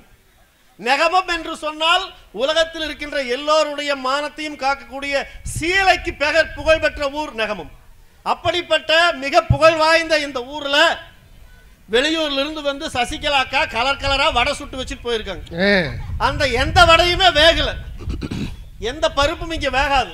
எனக்கு என்ன ஆச்சரியம்னா, அந்த அக்கா என்ன டான்ஸ் ஆடுறாங்க, என்னமா பேச்சு பேசுறாங்க, இங்கேயே இந்த பேச்சு பேசுது. வீட்டுல நிலைமை என்ன ஆயிருக்கு நினைச்சு பாருங்க. எங்க அண்ணனை நினைச்சு பாக்குறேன். வந்து ஆண்களை பத்தி அப்படி இப்படி பஸ்ல போனா அங்க கைவிடுவான் இங்க கைவிடுவான், மோசம். ஏங்க உண்மையா அதெல்லாம் எவ்வளவு கண்ணியமா வாழ்ந்துட்டு இருக்கிறோம். அவங்க சொன்னதை அவங்க எப்பேற்பட்டாலும் தெரியுமா சசிகலா? அதே பஸ்ல தான் நானும் போனேன், பட்டிமன்றத்துக்கு. என்னுடைய பஸ்ல இருந்து இறங்கின உடனே பர்ஸ் அவனை பிக் பாக்கெட் அடிச்சுட்டு போயிட்டான். நடுவர் அவர்களே, பஸ்ல இருந்து பிக் பாக்கெட் அடிச்சுட்டு போனோம்னா அவனை துரத்தி பிடிக்கலான்னு ஓடுற இந்த அக்கா கையை பிடிச்சிருச்சு. சார் அவன் எங்கேயும் போக மாட்டான், அவன் எங்க இருப்பான்னு எனக்கு தெரியும். ஏதோ பரவாயில்ல இந்த அம்மா கண்டுபிடிச்சு கொடுத்துரு நினைச்சிட்டு பேசாம அந்த அக்கா கூட போனேன். அவன் எங்க போனாலும் எங்க வருவான்னு எனக்கு தெரியும், வாங்கன்னு கூட்டிட்டு போச்சு. பர்ஸ் கிடைச்சிரும் சொல்லிட்டு நேரா போய் பார்த்தா அந்த அக்கா எங்க கூட்டிட்டு போச்சு தெரியுங்களா? நேரா சுடுகாட்டுக்கு போய் என்னைக்கு இருந்தாலும் ஒரு நாள் அவன் செத்து இங்கதான் வருவான், சுடுகாட்டுக்கு தான் வருவா, அப்ப வாங்கி தர்றேன்னு. யோசிச்சு பாருங்க, இதுதான் அவங்க பேசின பேச்சு. என்னென்னமோ கலர் கலரா சொல்லிட்டு இருக்கிறாங்க. பெண்கள் வந்து என்னது நகை போட்டுக்கிறாங்க. ஏன் குட்டியான சைஸ்ல இருந்துட்டு இந்த அம்மாவுக்கு ஒட்டியான வாங்கி கொடுத்தா அவன் நிலைமை என்ன? இருக்கிறது குட்டியான சைஸ்ல இருக்குது, அதுக்கும் ஒட்டியானம். கழுத்துக்கு மாட்டலாமா ஜிமிக்கியாமா, அதனாலதான் பேசுறது எதுவும் கேட்கறது இல்ல. புருஷன் சொல்ற எதையும் காதுல போட்டுக்காம இருக்கிறதுக்கு தான் அந்த இதையெல்லாம் மாட்டிக்கிறாங்க. எவ்வளவு விதமான செய்திகளை சொல்லிட்டு போனாங்க. வீட்டுக்கு அவங்க என்னமோ நிலா மாதிரி இருக்கிறாங்களாமா. அவங்க வீட்டுக்காரர் வந்து நிலாவில் கால் வச்சாராமா. சத்தியமா அவர் நிலாவில் கால் வைக்கல. பகல்ல அந்த அம்மாவை உதைக்க முடியலன்னு தெரிஞ்சுக்கிட்டு தூங்கும் போதாவது ஒரு மிதிச்சு பார்க்கலான்னு தான் கால் வச்சிருக்கிறாங்க. ஆண்களினுடைய வாழ்க்கை இன்னைக்கு எந்த நிலைமையில் இருக்கு தெரியுமா? பெண்களுடைய பக்தி எல்லாம் ஊதுபத்தி, அது கொஞ்ச நேரம் எரிஞ்சு அணைஞ்சு போயிடும். ஆண்களுடைய பக்தி தான் உண்மையான பக்தி. ஒரு மரத்தினுடைய வேர் கண்ணுக்கு தெரியாது, அதுதான் அந்த மரம், அந்த மரத்தை தாங்கி கொண்டிருக்கிறது. அதுபோலத்தான் ஆண்கள் செய்கின்ற அத்தனை செயல்களும் வெளியே கண்ணுக்கு தெரியாது. பெண்கள் பார்த்தீங்கன்னா கலர் கலராக புடை அணிந்து கொண்டு கையில் தட்டை எடுத்துட்டு பார்த்தா கோயிலை தூக்கி நிறுத்துறது அவங்க போலதான் தெரியும். ஆனா உண்மையிலேயே அந்த விழாவை எப்படி நடத்தலாம், ஒரு கும்பாபிஷேகத்தை எப்படி நடத்தலாம்ங்கிறது இங்க இருக்கிற ஆண்களை கேட்டு பாருங்க தெரியும். எப்படி எல்லாம் அதற்கு நன்கொடை வசூல் செய்யலாம், யார் யார் எல்லாம் பார்க்கலாம், எப்படி விழா அமைக்கலாம் என்று ராத்திரி பகல் பார்க்காமல் அலைந்து கொண்டிருக்கின்ற இனம்தான் ஆண் இனம். நடுவர்களே, ஒரு செய்தி கேட்கிற, திருமணமான ஆணுக்கும் பெண்ணுக்கு என்ன அடையாளம்? என்ன அடையாளங்க? கல்யாணம் ஆயிடுச்சுங்கிறதுக்கு. திருமணம் ஆயிடுச்சுன்னா, கல்யாணம் ஆயிடுச்சுன்னா பெண்ணுக்கு கழுத்துல தாலி தொங்கு. ஆம்பளைக்கு என்ன அடையாளம் தெரியுங்களா? பல பேர் நீங்க பாத்துக்கலாம், கழுத்தே தொங்கிரு, கழுத்தே தொங்கிரு, அதோட அவன் வாழ்க்கை முடிஞ்சது. இப்போ கல்யாணம் ஆகும் போது சில அறிகுறிகள் நமக்கு தெரியும். ஆபத்து வரப்போகுதுலாங்கிறக்கான அறிகுறி என்ன தெரியுமா? முகூர்த்தம் ஆக போகும்போது அவர் ஐயர் சொல்லுவார், கெட்டி மேளம் கெட்டி மேளம். அப்ப கரெக்டா அடிப்பார் பாருங்க. நாதஸ்வரம் ஊதுறவரும் மேளம் வாசிக்கிறவரும் சொல்லுவாங்க, அந்த மியூசிக் கரெக்டா இருக்கு. என்ன சொல்லுவாங்க தெரியுமா? ஐயோ மாட்டிக்கிட்டா மாட்டிக்கிட்டா மாட்டிக்கிட்டா மாட்டிக்கிட்டா மாட்டிக்கிட்டா. பாத்தீங்களா? போட்டோகிராஃபர் நம்ம அண்ணன் இருக்கிறாரு, போட்டோகிராஃபருடைய சைகையில கண்டுபிடிச்சிடலாம். அவர் சொல்லுவாரு, சார் க்ளோஸா நில்லுங்க, இன்னும் கொஞ்சம் க்ளோஸா போங்கன்னு. என்ன அர்த்தம்னா, நீ க்ளோஸ் ஆக போறேன்னு அர்த்தம். அதோட க்ளோஸ் ஆக போற என்பதுக்கு தான் க்ளோஸா போ. கடைசியா சொல்லுவார் போட்டோகிராஃபர், கடைசியா ஒரு தடவை சிரிச்சுக்குங்க, இனிமேல் நீ வாழ்க்கையில சிரிக்க போறது இல்ல, கல்யாணம் ஆனதோட வாழ்க்கை முடிஞ்சது என்பதற்கு தான் கடைசியா ஒரு தடவை சிரிச்சுக்குங்க. அந்த அம்மா அம்மி மிதித்து அருந்ததி பார்க்கறதுங்கிற ஒரு அழகான ஒரு சம்பிரதாயம் வச்சிருப்பாங்க. அந்த அம்மா என்ன செய்யும் தெரியுங்களா? அம்மி கொண்டு வந்து வச்சிருப்பாங்க. அம்மியை மிதிக்கும் போது அப்படியே சைஸா உங்க அம்மாவையும் பாக்கு, இங்க வந்து அம்மியை மிதிக்கிற, வீட்டுக்கு வந்து உங்க மம்மியை மிதிக்கிறாங்க. இது மாதிரி ஆட்களை கட்டி கொண்டு திருமணம் செய்கின்ற ஆட்களின் நிலைமை என்ன தெரியுமா? நடுவர்களே, நீங்க வெளிநாடெல்லாம் போய் பேசுறீங்க, ஊரா போய் பேசுறீங்க, ஆனா வீட்டுல பேச முடியுமா? வாய்ப்பு இல்லைங்க. ஏன் வெளிநாடெல்லாம் போறேன்னு எனக்கு தெரிஞ்சு, நாங்கெல்லாம் உள்ளூர்லயே சுத்துறாளுங்க. ஏன்னா உங்க பிரச்சனை ரொம்ப பெரிய பிரச்சனையா இருக்கும் போல இருக்கு. உலகம் பூரா சென்று ஏதோ வீட்டுல தான் பேச முடியல, அங்க யார் பேசலான்னு போயிட்டு இருக்கு. என்ன ஒரு நிலைமை! இன்னைக்கு இந்த பட்டிமன்றத்துக்கு வர்றதுக்காக உமா அக்கா கேட்டுக்கிட்டாங்கன்னு சொல்லி பட்டிமன்றத்துக்கு கிளம்பிட்டு இருந்தேன். என் மனைவி சொன்னா, பட்டிமன்றத்துக்கு போறீங்களா, அங்க சோறு போட மாட்டாங்களான்னு. ஏதோ உமா அக்கா சொல்லியிருக்காங்க, கிடைச்சாலும் கிடைக்கும், கிடைக்காம போனாலும் போது, எனக்கு 2 தோசை விட்டு கொடுங்க. என் சம்சாரம் சொன்னா, கோவத்திலேயே போய் அடுப்பு பத்த வச்சு டிவியில சீரியல் ஓடிட்டு இருக்கு. அருமையான சீரியல், பேர் என்ன தெரியுமா? தர்மபத்தினி. அருமையா சீரியல் பார்த்துட்டு இருக்கிறா. ஏமா பசிக்குது, தோசை விட்டு கொடுங்க. தோசை விட்டுட்டு வந்தா, முதல்ல ஒரு தோசை வந்தது, என் மூஞ்சி ஆட்டவே கருப்பா இருந்தது. எனக்கு ஆச்சரியம், என் மேல அன்பு ஆசை காதல் கொண்டதுனாலதான் இப்படி சுட்டால என்னமோ நினைச்சிட்டு அந்த தோசையை பிச்சு ஒரு வாய் போட்டேன். 2வது ஒரு தோசை வந்ததுங்கண்ணா, அதை விட கருப்பா வந்துச்சு. எனக்கு ஒரு டவுட் ஆகி போச்சு, என்னடா 2வது தோசையும் கருப்பா வருது, என்னன்னு போய் என் மேல அன்புனால இப்படி சுட்டாளான்னு போய் கிச்சன்ல போய் எட்டி பார்க்கறேன். இந்த வேலையை நான் எங்க போய் சொல்றது? தோசைக்கல்ல குப்பரை வச்சு மாவு ஊத்திட்டு இருக்கிறேன், தோசைக்கல்ல திருப்பி போட்டு மாவு ஊத்திட்டு இருக்கிறேன். என்னடா டிவியில சீரியல் ஓடிட்டு இருக்குது. இது மாதிரி நிலைமையில தான் நம்ம வாழ்க்கை வாழ்ந்துட்டு இருக்கிறோம்.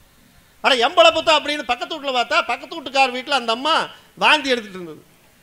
என்னடா வாந்தி எடுக்குதுன்னு அந்த வீட்டுக்கார கிட்ட, கங்க்ராச்சுலேஷன், வாழ்த்துக்கள் சார், பேசாம இருங்க நீங்க வேற.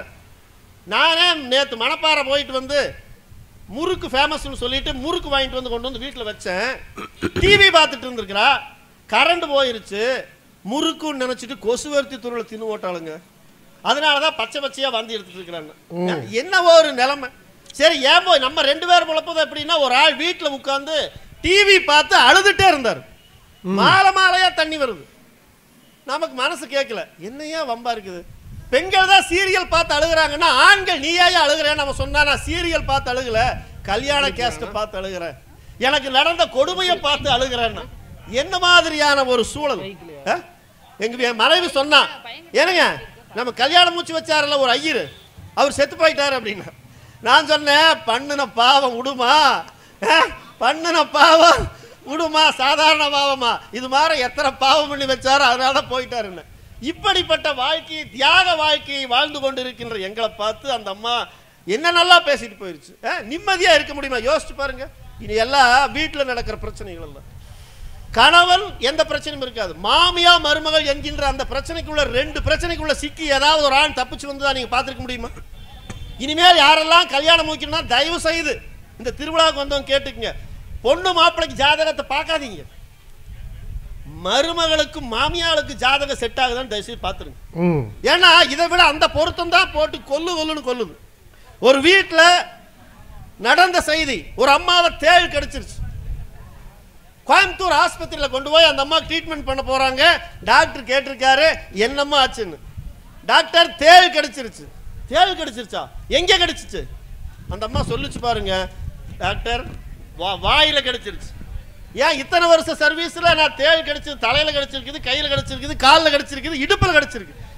ஆனா வாயில கடிச்சதெல்லாம் எப்படி அம்மா கடிச்சிச்சுன்னா அந்த அம்மா சொல்லிச்சு பாருங்க, மருமக, டாக்டர் இதே தேள் முந்தா நாளே என் மருமக மாமியால கொட்டுச்சு, அதுக்கு தேங்க்ஸ் சொல்றதுக்காக குறிஞ்சு முத்தம் கொடுத்தங்க, அதான் வாயில கொட்டிருச்சு.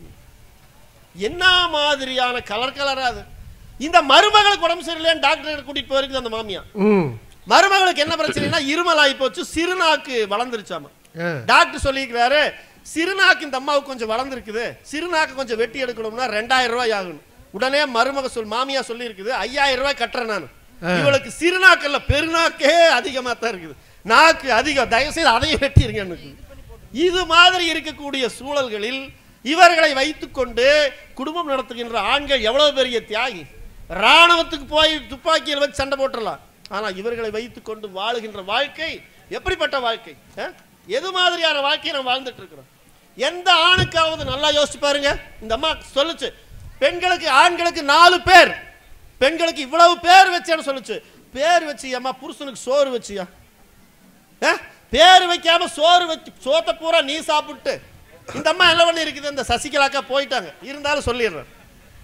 புதுசா ஒரு புடவை கொண்டு வந்து பட்டு புடவை கட்டிட்டு வீட்டுக்காரர்கிட்ட கேட்டிருக்குது, ஏனுங்க இந்த புடவையில் நான் எப்படி இருக்கிறேன்? அவர் என்ன சொல்ல முடியும்? பெருக்கானுக்கு பேண்டான் சுத்துற மாதிரி இருக்குன்னா சொல்ல முடியும். சும்மா போய் அடிச்சுட வேண்டியதா, ஆஹா அழகா இருக்கிறான்னு சொல்லி அதை நம்பிட்டு இப்படி ஊர் ஊரா போய் பேசிட்டு இருக்கிறோம். என்ன மாதிரியான வாழ்க்கையில் நாம் வாழ்ந்து கொண்டிருக்கிறோம். ஜல்லிக்கட்டில் காளையை அடக்குபவனுக்கும் மிகப்பெரிய கல்லை தூக்குபவனுக்கும், இளவட்ட கல்லை தூக்குறவனுக்கு தான் அந்த காலத்தில் பெண் கொடுத்தாங்க. ஏன் தெரியுமா? டேய் ஜல்லிக்கட்டில் காளையை அடக்கி விடலாம், ஆனால் இந்த பெண்ணை உன்னால் அடக்க முடியாது. இளவட்ட கல்லை நீ தூக்கி விடலாம், ஆனால் இந்த குடும்ப பாரத்தை உன்னால் தூக்க முடியாது என்பதற்கான அடையாளத்துக்காகத்தான் அதெல்லாம் கொடுத்தாங்க. என்ன ஒரு சூழல்களில் வாழ்ந்துட்டு இருக்கிறோம். எங்க வீட்டில் என் மனைவி திருமணமாகி வரும்பொழுது அவளுக்கு எடை எவ்வளவு தருங்களா? 36 கிலோ.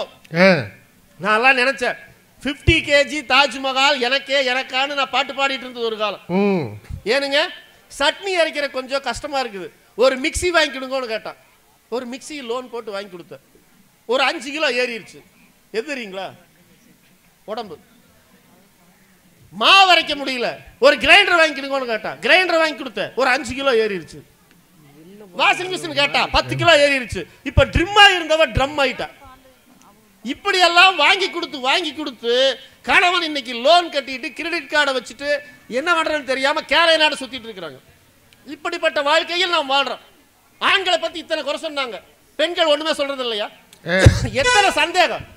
பைப்ல தண்ணி குடிக்க போனா அந்த அம்மா உன்னை பார்த்து சிரிக்குது, ஏமா நான் என்னமா பண்ண எம்பாட்டுக்கு இருக்கிறேன். இல்ல பக்கத்து வீட்டுக்காரி போகும்போது இப்படின்னு திரும்பி பார்த்துட்டு போறான். இதெல்லாம் சொல்லி ஆண்களை துன்பப்படுத்துறது யாரு?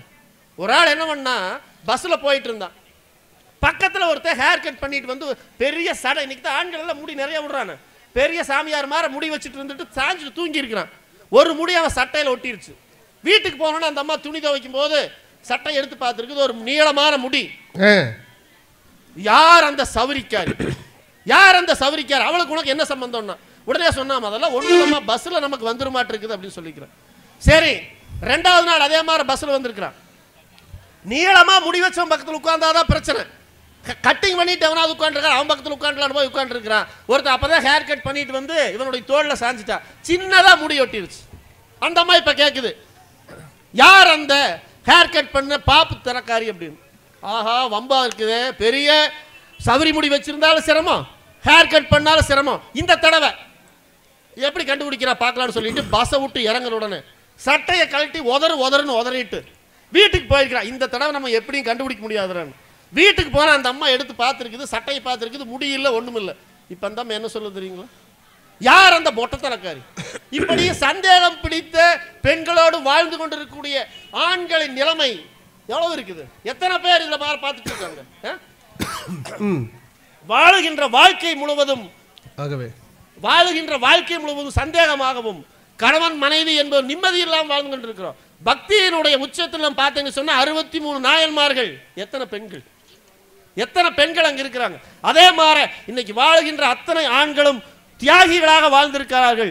பெண்களை திருமணம் செய்கின்ற அத்தனை ஆண்களும் தியாகிகள் தான். அந்த தியாகிகளாக இருக்கின்ற ஆண்களை வழங்கி நல்லதொரு தீர்ப்பை ஆண்கள் பக்கம் வழங்க வேண்டும் என்று சொல்லி நல்லதொரு வாய்ப்புக்கு வெளிகூடி விடைபெறுகிறேன். நன்றி, வணக்கம்.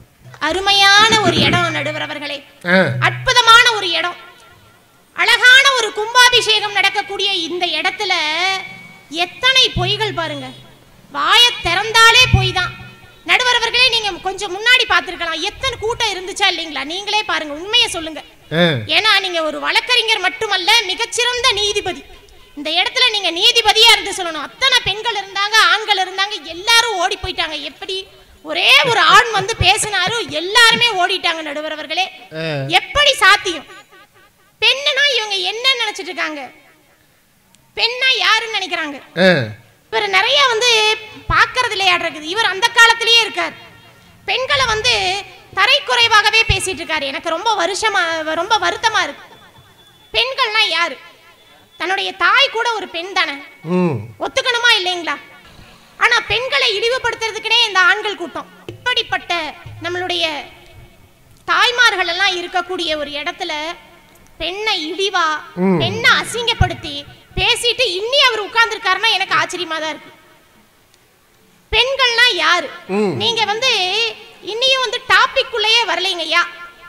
இல்லறத்திலும் இறைபக்தியில எத்தனை பெண்கள் இருக்காங்க நடுவர் அவர்களே. சகோதரி வந்து சொல்லிட்டு போனாங்க, காரைக்கால் அம்மையார் அப்படின்னு. மூத்த திருப்பதிகம் பாடிய ஒரு மூத்த பெண், அற்புத திருவந்தாதி பாடிய அற்புத பெண், சாதாரணமான ஒரு பெண்ணை இறைவனால் அம்மையே என்று அழைக்கப்பட்ட அதிசய பெண்ணுங்க. அப்படிப்பட்ட பெண்கள் வாழ்ந்த புண்ணிய பூமி இது.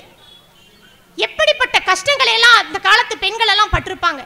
தன்னுடைய கணவனால புறக்கணிக்கப்பட்டு எலும்புக்கூடுகள்ல மத்தியில ஒன்னா இறைவனை காண சென்ற ஒரு அதிசய பெண்.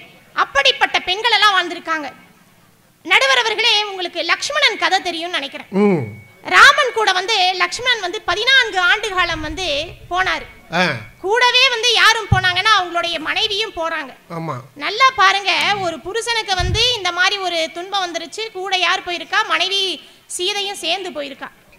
ஆனா லக்ஷ்மணனுடைய மனைவி ஊர்மிளை என்ன தப்பு செஞ்சா நடுவர் அவர்களே? இன்னி வரைக்கும் வந்து பாத்தீங்கன்னா சீதையை புகழ்ந்து பேசக்கூடிய இந்த சமூகம் வந்து லக்ஷ்மணனுடைய மனைவியை எந்த இடத்துலயும் யோசிச்சு கூட பார்க்க 14 ஆண்டு காலம் வந்து தன்னுடைய கணவனை பிரிந்து வாழ்ந்து இருந்த அவன் திரும்ப என்னாச்சு தெரியுமா நடுவர் அவர்களே? சீதை வந்து தீ குளிச்சா இந்த கதையெல்லாம் நம்மளுக்கு தெரிஞ்சிருக்கும். ஊர்மிளைக்கு நடந்த சம்பவம் நம்மளுக்கு தெரிஞ்சிருக்காது. என்னாச்சுன்னா திரும்ப வராரு லக்ஷ்மணன். வந்த உடனே லக்ஷ்மணன் வந்து 14 ஆண்டு காலம் தூங்கலைங்க நடுவர் அவர்களே. தூங்காம இருந்து தன்னுடைய சகோதரனை பார்த்துக்கிட்டாரு. ஆண்கள் பாருங்க எப்படின்னு சகோதரனை பார்த்துக்கிட்டாரு. அதனால வந்து நித்ராதேவி கிட்ட கேட்டு வேண்டுதல் வைத்து மறுபடியும் ஒரு 14 ஆண்டு காலம் தூங்குறாராம நடுவர் அவர்களே அப்படிங்கிற ஒரு கதை இருக்கு. அப்ப அந்த 14 ஆண்டு காலம் அந்த வாழ்க்கையும் போச்சு, இங்க இருக்கக்கூடிய 14 ஆண்டு காலம் இளமையும் போச்சு. ஊர்மிளை மாதிரி பெண்கள் எல்லாம் வந்து இல்லற நெறியிலும் இறை பக்தியிலும் சிறந்தவர்கள் இல்லைன்னு இவங்க சொல்றாங்களா? அடுத்து நம்மளுடைய பிறந்த நாள் வந்துச்சுன்னா நம்ம என்ன செய்வோம் நடுவர் அவர்களே? என்னமா செய்வோம்? கேக் வெட்டுவோம். பிறந்த நாள் வந்தா கேக் வெட்டுவோம். ஆனா பிறந்த நாளுக்கு பையனையே வெட்டுற ஒரு கதையை கேட்டிருக்கீங்களா? பிறந்த நாள் திருவெண்காட்டு நங்கை அப்படிங்கிறவங்க, திருவெண்காட்டு நங்கை தன்னுடைய மகனுடைய பிறந்த நாள் அன்று சிவபெருமானுக்காக துண்டு துண்டா வெட்டி சிவனடியாருக்கு போட்டிருக்காங்க. இந்த கதைகள் எல்லாம் கேட்டுட்டுமா இவங்க எல்லாம் வந்து இன்னியும் வந்து சொல்லிட்டு இருக்கிறாங்க இறை பக்தியிலையும் இல்லற நெறியிலையும் பெண்களுக்கு வந்து பெண்கள் வந்து சிறந்தவர்கள் இல்லைன்னு சொல்லிட்டு இருக்காங்க. எப்படி ஆகும் நடுவர் அவர்களே? நம்மளுடைய ஆண்கள் எல்லாம் இவர் சொன்னாரு, கும்பாபிஷேகத்துக்கு வந்து ஆண்கள் வந்து விடிய விடிய வேலை செய்யறாங்களாம். எப்படி வேலை செய்யறாங்க? சாதாரணமா ஒரு ஆண் வந்து வீட்டுல இருந்து வந்து இங்க வேலை செய்ய முடியுமா? அங்க இருக்கக்கூடிய பெண்களுடைய ஒத்துழைப்பு, ஒவ்வொரு வீட்டிலும் பெண்களுடைய ஒத்துழைப்பு இல்லாம யாராலையுமே வந்து இங்க பணிகள் செய்ய முடியாது நடுவர் அவர்களே. அதாவது சிவனடியார்கள் வந்து நாயன்மார்கள் 63 நாயன்மார்கள் இருக்காங்கன்னு சொல்லியிருக்காங்க. அந்த 63 நாயன்மார்களுக்கு பின்னாலும் ஒரு பெண் உந்துதலா இருக்கிறா அப்படிங்கிற ஒரு உண்மை வந்து மறைக்கப்பட்டிருக்கு. இன்னையும் எத்தனை காலத்துல தான் நீங்க வந்து பெண்கள் இல்ல இல்ல இல்லன்னு சொல்லி பெண்களை வந்து இழிவுபடுத்தி கொண்டே இருக்க போறீங்க? நடுவர் அவர்களே, திருஞான சம்பந்தர் 3 வயது குழந்தை அழகாக பாடுச்சு அப்படிங்கிற செய்திகள்லாம் கேட்டிருக்கோமே. அந்த உமையம்மை அப்படிங்கிற ஒரு மிகச்சிறந்த தாய் வந்து அந்த ஞானப்பாலை கொடுக்கலைனா எப்படிங்க அந்த பெண் வந்து இப்படி ஒரு சிறந்த குழந்தையாக வந்திருக்க முடியும்? நடுவர் அவர்களே, உங்களுக்கு தெரியாதது ஒண்ணும் இல்ல. முப்பெரும் கடவுளர்கள் இருக்காங்க. அதுல பிரம்மன் தன் மனைவியை எங்க வச்சிருக்கான்? பிரம்மன் தன் மனைவியை எங்க வச்சிருக்கான்? நாவல வச்சிருக்கான். அடுத்து திருமால் எங்க வச்சிருக்கான் தன்னுடைய மனைவியை? மார்புல வச்சிருக்கான்.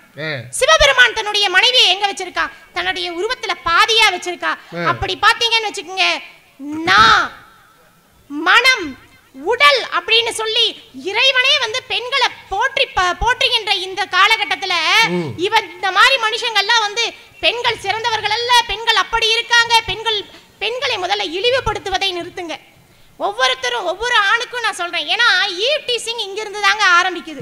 ஒரு பெண்ணை பார்க்கின்ற போது தான் தாயை பார்க்கிற மாதிரி பார்க்கணும், தன்னுடைய சகோதரியை பார்க்கிற மாதிரி பார்க்கணும். அப்படி பார்த்தா எங்கேயுமே வந்து இந்த மாதிரி ஆசிட் இந்த மாதிரி பிரச்சனைகள் எல்லாம் வரவே வராது.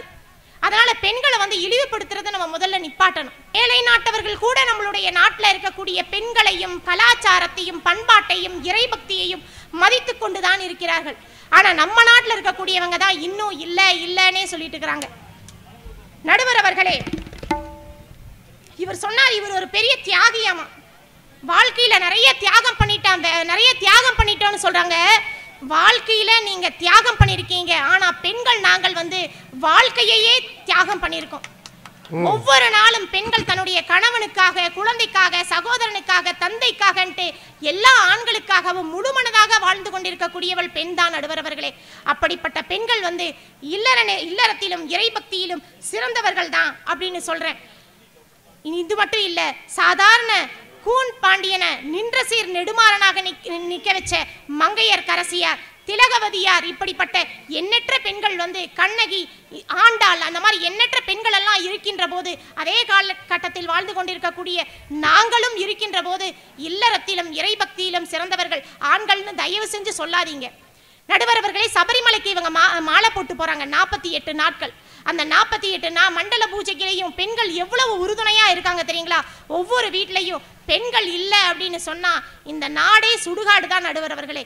பெண் இல்லாத பூமி வெறும் வெற்று பூமி மட்டும்தான் அப்படின்னு சொல்லி வாய்ப்பளித்தமைக்கு நன்றி கூறி விடைபெறுகின்றேன். நன்றி, வணக்கம். பேராசிரியர் சகோதரி கவிதா நிறைய கருத்துக்களை வலுவா சொல்லியிருக்காங்க. அதுக்கு பதில் சொல்லணும் தம்பி பேராசிரியர் பிரேம் கண்ணதாசன். வாங்க. எங்கே பார்த்து பேசுறதுன்னே தெரியல, எங்கிட்ட நின்று கேட்குறதுன்னே தெரியல. உண்மையிலேயே நாங்கள்லாம் வாத்தியாருங்க. லஞ்சு பீரியட் முடிச்சுட்டு, சாப்பாட்டு டைமை முடிச்சுட்டு, இந்த பக்கத்தில் தான் பள்ளிக்கூடம். இந்த மதிய வேலையில் பாடம் எடுக்க போவேன் பாருங்க, அடேங்கப்பா அது பெரிய கொடுமை. பசங்கள்லாம் எப்போவோ கண்ட கனாவியெல்லாம் அன்னைக்கு தான் கண்டுட்டு இருப்பான். ஆனால் அது மாதிரி இல்லாமல் இங்கு இருந்தாலும் கூட நல்ல தமிழை கேட்பதற்காக ஆங்காங்கே அமர்ந்து கொண்டிருக்கிற நல்ல ரசிகர் மக்கள்களை வணங்கி நல்ல ஒரு தலைப்பை கேட்டு போயிருக்காங்க அக்கா, ஆண்களா பெண்களான்னு சொல்லி. நான் கேட்குறேன், கல்யாணத்துக்கு முன்னாடி யாராவதுக்கு சுகர் வந்திருக்குதா, ப்ரெஷர் வந்திருக்குதா, பிபி வந்திருக்குதா? எதுவுமே கிடையாது. எல்லாம் எப்போ வந்ததுன்னா எல்லாம் கல்யாணத்துக்கு அப்புறம் வந்தான். நம்மால் நல்லா இருப்பான், அவனை பிடிச்சி போய் கல்யாணம் பண்ண வச்சு அவனுக்கு பிபி ப்ரெஷர் எல்லாம் ஏற்றி விட்டுறது. இதில் இந்த அம்மா வந்து என்ன பேசுகிறாங்க? ஐயா, பெண்கள் கல்யாணத்துக்கு முன்னாடி ஆண்கள் எல்லாம் எப்படி இருக்கிறாங்க தெரியுமா? பர்சனாலிட்டியாக இருப்பாங்க. கல்யாணத்துக்கு அப்புறம் முனிசிபாலிட்டியாக ஆயிடுறாங்க. சூரக்கோட்டை சிங்கக்குட்டி மாதிரி இருந்தால் நம்ம ஆம்பளைங்க, கல்யாணத்துக்கு அப்புறம் பாளையக்கோட்டை பன்னிக்குட்டி மாதிரி ஆயிடுச்சு. பக்திங்கிறீங்களே, எங்கே பக்தி இருக்குது? நான் அன்னைக்கு ஒரு கோயிலில் போய் பார்க்குறேங்க, ஒரு அம்மா வந்து செருப்பை விட்டுட்டு உள்ளே போய் சாமியை கும்பிடுது, செருப்பையும் பார்க்குது. சாமியை கும்பிடுது, செருப்பையும் பார்க்குது. ஏன்னா 1000 ரூபாய் போட்ட செருப்பு. ஒரு ஸ்டேஜில் என்ன பண்ணிடுச்சு அந்த அம்மா, நேராக இறங்கி வந்து செருப்பை தொட்டு கும்பிடுது. நான் சொன்னேன், ஏமா எதுக்கம்மா இப்படி செருப்பு தொட்டு கும்பிடுறேங்கிற? 1000 ரூபாய் கொடுத்து வாங்கினது தம்பி, இதை எதுக்கு வீணடிக்கணும்? யாராவது தூக்கிட்டு போயிட்டு என்ன பண்ணுறது?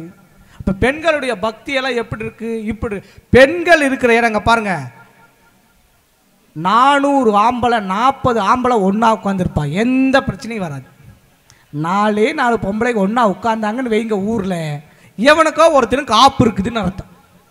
நான் பட்டிமன்றம்னு சொன்னாங்கன்னு சொல்லிட்டு கோயம்புத்தூரில் பஸ் ஏறுற உக்கடத்தில் நேராக வண்டி எங்கே வருது? பொள்ளாச்சிக்கு வருது. ஏன் சீட்டுக்கு முன்னாடி சீட்டில் 2 பொம்பளைகளுக்கு ஒரே சண்டை. ஒரு அம்மா என்ன சொல்லுது, ஏய் வெயிலாக இருக்குது, எனக்கு காற்று வர மாட்டேங்குது, ஜன்னலை சாத்து, உப்பஸ் வந்தால் நான் செத்து போயிடுவேங்கிற ஒருத்தி. இன்னொரு பொம்பளை சொல்லுது, ஏய் ஜன்னலை சாத்து, காற்று வந்தால் நான் செத்து போயிடுவேங்கிறான். ஜன்னலை சாத்துனா ஒருத்தி சாவேங்கிற, திறந்தா ஒருத்தி சாவேங்கிற. நான் சொன்னேன், என்னடா ஒரே பிரச்சனையாக போயிடுச்சுன்ட்டு டிரைவர் அண்ணா கிட்ட, அண்ணா டிரைவர் அண்ணா இங்கே ஒரே பிரச்சனையாக இருக்குது. என்ன தம்பி பிரச்சனை? அண்ணா ஜன்னலை சாத்துனா ஒருத்தி சாவேங்கிறான், ஜன்னலை திறந்தா ஒருத்தி சாவேங்கிறான். நான் என்ன பண்ணுறதுன்னு அந்த டிரைவர் என்ன பண்ண, அந்த கோயில் பாளையத்தில் வண்டியை நிப்பாட்டிட்டு, தம்பி 1/2 மணி நேரம் ஜன்னலை சாத்து, ஒருத்தி சாவட்டு. இன்னொரு 1/2 மணி நேரம் ஜன்னலை தர, இன்னொருத்தி சாவட்டு. ஏன்னா இப்படி இறக்கம் இல்லாமல் பேசுறீங்க? பாவம் 2 யாரு பொண்டாட்டி? ஒன்று 2 என் பொண்டாட்டி தான். அப்போ குடும்பம் எங்கே இருக்குன்னு பாருங்க. எப்போ பார்த்தாலும் பிரச்சனை. அண்ணா எனக்கு கல்யாணமாய் 5 வருஷம் ஆச்சுங்கம்மா.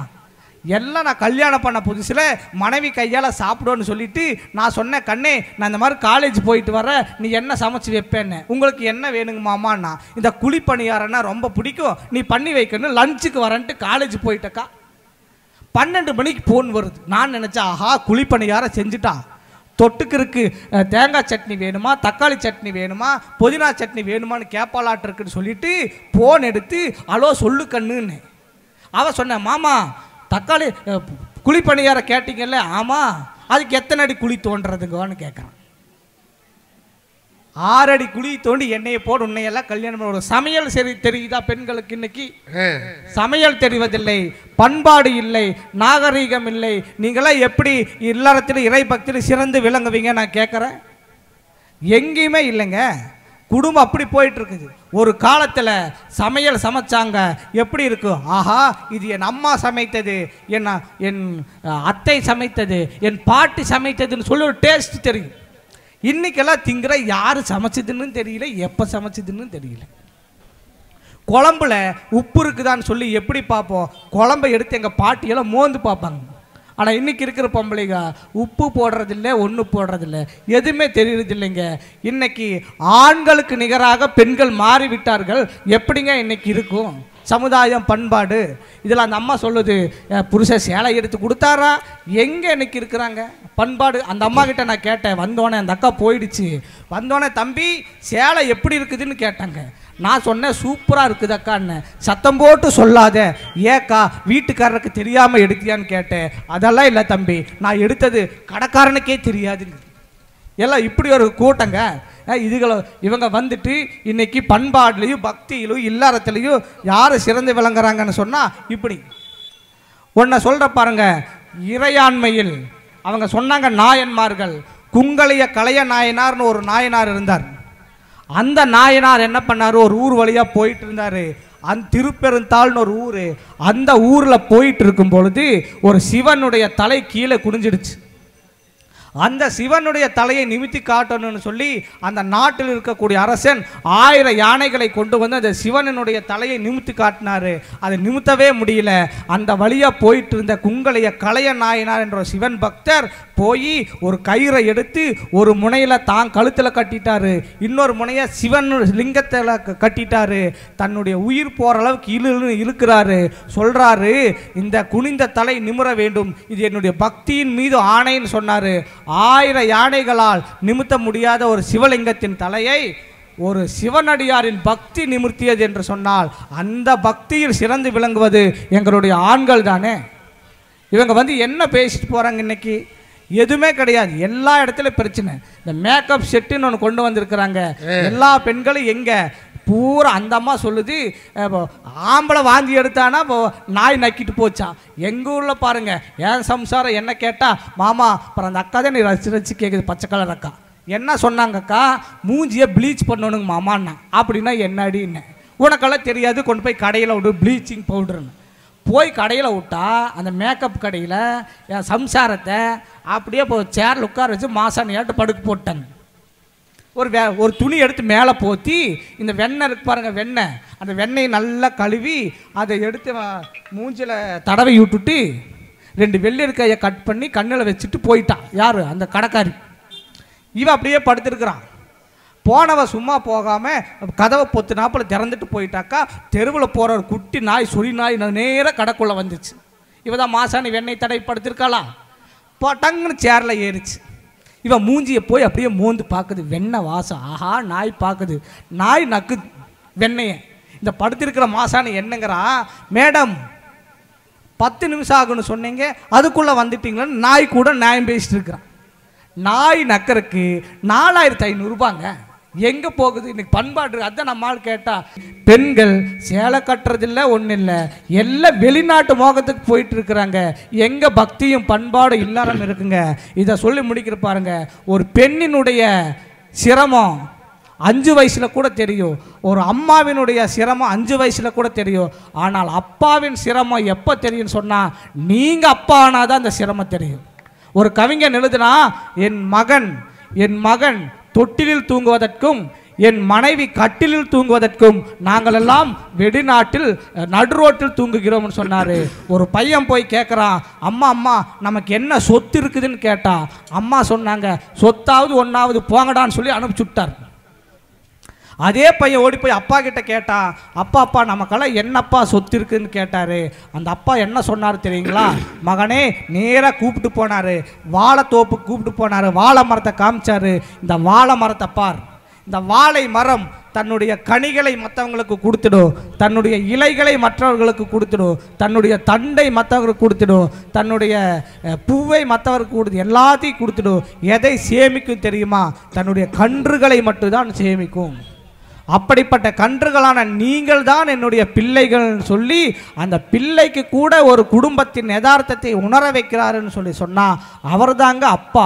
அப்படிப்பட்ட ஆண் மக்களின் உழைப்பு தான் என்னைக்குமே வாழ்க்கையில் இல்லறத்தையும் இறை பக்தியும் காப்பாற்றி கொண்டிருக்குதுங்க. இன்னைக்கு எத்தனை பேர் அப்படி இருக்கிறாங்க? பேரணம்பட்டுன்னு ஒரு ஊருங்க. அந்த ஊரில் ஒரு சின்ன பையன், நிதிஷ்குமாருங்கிற சின்ன பையன், ஒரு குரங்கு கம்பி வேலி, அந்த மின்சார வேலியில் அடிபட்டு உயிர் போகிற மாதிரி துடிச்சிட்டு இருந்துச்சு. அந்த பையன், நிதிஷ்குமாருங்கிற பையன், அந்த குரங்கை எடுத்து தன் வாயோடு வாய் வைத்து ஊதி மூச்சு காற்றை கொடுத்து ஒரு குரங்கை கூட உயிர் பிழைக்க வைத்தான் சொன்னால் அந்த மனித தன்மை ஆண்களிடம் தானே இருக்குது. அதனால தான் ரஜினிகாந்த் அழகா சொன்னார், மனித தன்மையை கொடுத்தது யார் என்று கேட்டால் ஆண்கள் தாங்க. எங்கு இந்த ஒரு பாட்டை, சங்கமம் பாட்டை சொல்லி முடிச்சிடுற. உண்மையிலேயே ஏஆர் ரகுமான் என்ற ஒரு இசைக்கலைஞன் தமிழ்நாட்டுக்கே பெருமை சேர்த்து, தாய்க்கு பெருமை சேர்த்து, தாய் மண்ணுக்கு வலிமை சேர்த்து, நம் தமிழுக்கு புகழ் சேர்த்த ஏஆர் ரகுமான் என்ற ஒரு இசையமைப்பாளர் இருக்கார் இல்லைங்க தமிழ்நாட்டில். அந்த ஏஆர் ரகுமானுக்கு ஆஸ்கர் விருது கொடுத்தாங்க. அந்த ரகுமான் என்ன பண்ணாருன்னா, அந்த ஆஸ்கர் விருதை வாங்கிட்டு எங்கே போனார் தெரியுங்களா?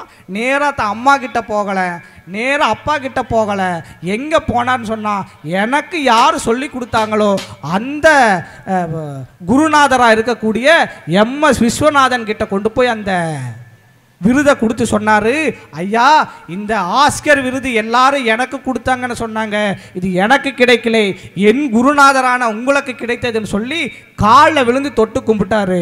அதுக்கு எம்எஸ் விஸ்வநாதன் சொன்னார், டே ரகுமான், நீ இந்த விருதை வாங்குவேன்னு சொல்லி எனக்கு எப்போவோ தெரியும்டா. எப்படின்னா, நான் சங்கமத்தில் ஒரு பாட்டு பாடினேன், எந்த ஒரு தகப்பனினுடைய ஆசீர்வாதமும் வீண் போகாது, அதுதானே நான் சங்கமத்தில் பாடினேன்னு சொல்லி அப்பேற்பட்ட ரகுமானை உயர்த்தியது எம்எஸ் விஸ்வநாதன் என்ற ஒரு ஆண்மகன். அப்படிப்பட்ட ஆண்மகனால் தானே இன்னைக்கு ஒரு இசைக்கலைஞனை நம்மால் கண்டுபிடிக்க முடியுது. அந்த அம்மா இதை சொல்லி முடிச்சிடுற.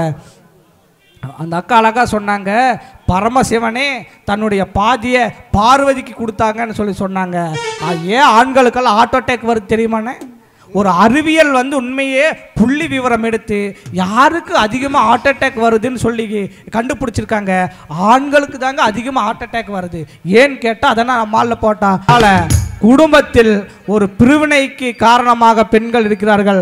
அந்த அம்மா சொல்லுது, குடும்பங்கள் எல்லாம் செங்கல்லால் ஆகலை, பெண்களாக. நம்ம நடுவர் அழகாக கேட்டார், ஏன் விரிசல் வருது, எதனால் விரிசல் வருது சொல்லு தெரியுங்களா?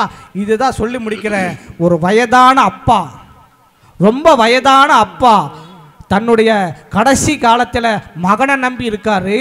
கல்யாணம் பண்ணிட்டு வந்த அந்த புது பொண்ணு சொல்கிறாங்க, நாம் 2 பேரும் தனியாக இருக்கலாம்னு சொல்லி தான் கல்யாணம் பண்ணிட்டு வந்தோம். எதுக்கு உங்கள் அப்பா வயசான காலத்தில் இப்படி நமக்கு இடையூறாக இருக்கிறாருன்னு சொல்கிறாரு. இதை கேட்டுட்டு இருந்த அப்பா சொல்கிறாரு மகனை கூப்பிட்டு, மகனே நான் வயசானவன், வாழ்ந்து முடிச்சிட்டேன், ஆனால் வாழக்கூடிய உன்னுடைய இளமை காலத்தை என்னை கெடுக்க விரும்பலை. நீ என்ன பண்ணுறன்னா என்னை தூக்கி இந்த ஆற்றுல போட்டுருன்னார். அந்த மக அழுகிறா, எப்படிப்பா நான் ஆற்றுல போடுறது, அதனால் என்ன பரவாயில்ல, என்னை தூக்கி அந்த ஆற்றுல வீசிடு, நீயும் வாழ்க்கையை ஆரம்பினார். அவங்க அப்பா அந்த பையன் தூக்கிட்டு அப்படியே ஆற்றுல போனான் பாருங்க. தூக்கி வீசும்போது அவங்க அப்பா சொன்னார், மகனே இரு. ஏப்பா பயந்துட்டியா? இல்லை, இந்த இடத்துல தூக்கி போடாதே, ஒரு 1/2 அடி அங்கிட்டு தூக்கி போடு. ஏப்பான்னாரு. எங்கப்பனா நான் அங்கே தாண்டா தூக்கி போட்டேன். ஒரு குடும்பத்தை, ஒன்றாக இருக்கக்கூடிய குடும்பத்தை பிரிப்பவர்கள் பெண்கள் என்ற ஒரு குற்றச்சாட்டை வைத்து இல்லறத்திலும் இறை பக்தியிலும் சிறந்து விளங்குவது பெண்களே பெண்களே என்று சொல்லி நல்ல வாய்ப்பை கொடுத்த ரசிகர் உள்ளங்களுக்கு நன்றி பாராட்டி விடைபெறுகிறேன். நன்றி, வணக்கம்.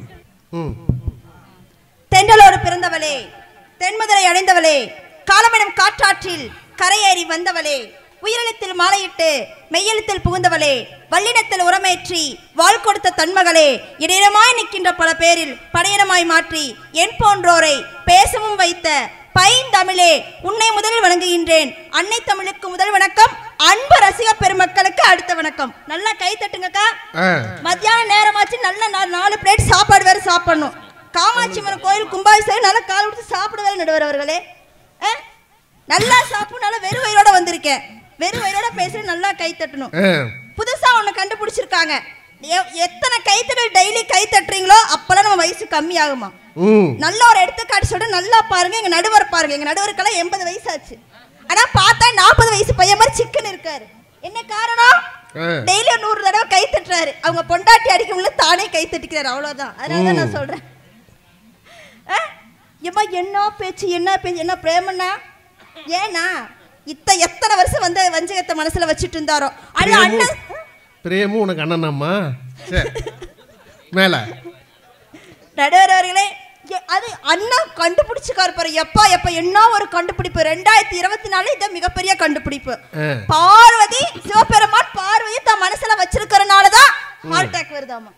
நல்லா தெரிஞ்சுக்க மக்களே, நல்லா தெரிஞ்சுக்க. உங்களை ஏமாத்துறாரு சிவபெருமான். நீங்கள சிவபெருமான ஒப்பிட்டு பேசவே கூடாது.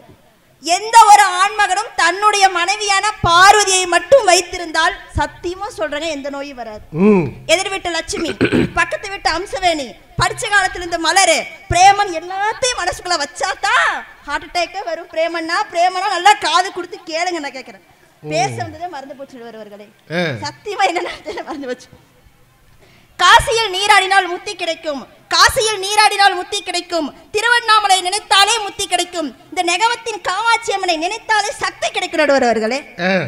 ஆனா சத்தியமா சொல்றேங்க, நான் தமிழ்நாட்டுல 243 தொகுதியில பேசியிருக்கேன்னா, நான் கேமராமேன் நீங்களா கை தட்டுங்க, வாங்க வாங்க. 243 தொகுதியில பேசியிருக்கேன்னா நடுவர்களே சத்தியமா சொல்றேன். நான் தினந்தோறும் ஒவ்வொரு கோயிலுக்கு என்ன தெரியுங்களாக்கா வேண்டுவேன், அவ்வையார் சொன்ன மாதிரி இனிமேல் அடுத்த பிறவியே வேண்டான்னு வேண்டுவர்களே. இன்னைக்கு ஒரு முடிவு எடுத்துட்டேன். இன்னைக்கு ஒரு அடுத்த ஜென்மத்துல பிறந்த அந்த நெகமத்துல தான் பிறக்கணும், அந்த காமாட்சி அம்மன் குளத்துல தான் பிறக்கணும்னு நினைச்சுக்கிறேன். ஏங்க என்ன ஒரு அழகு, என்ன ஒரு அழகுங்க. நான் சத்தியமா சொல்றேங்க, காலையில இருந்து பாக்குறேங்க எல்லா அக்காவும் பட்டு புடவைய கட்டி கோயில் இருக்கிறது அம்மனா இங்க இருக்கிறது அம்மனானே தெரிய மாட்டேங்குது.